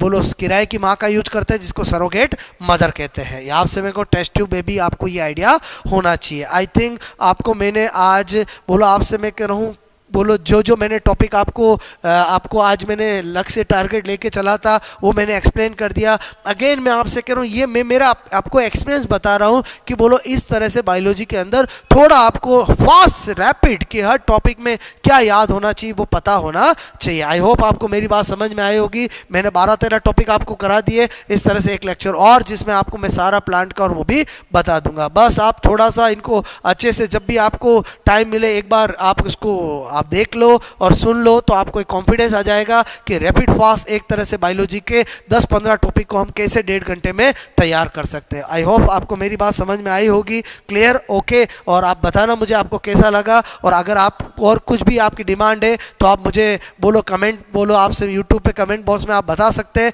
ताकि मैं उस पर आपको 1-2 दिन में वर्क करके और आपके लिए बेटर कर सकता हूँ जो आप चाहते हैं। आपकी जो भी आप चाहते हैं कि मेहता सर हमारे लिए काम कर दे, बिकॉज मैं अभी आपके लिए जो आप कहोगे मैं करने के लिए तैयार हूं, बिकॉज मैं चाहता हूं कि आपका जो एग्ज़ाम है 24 तारीख को वो इतना अच्छा हो कि आपको उसके लिए कोई कमी ना रहे। बात समझ में आए? Okay, best of luck.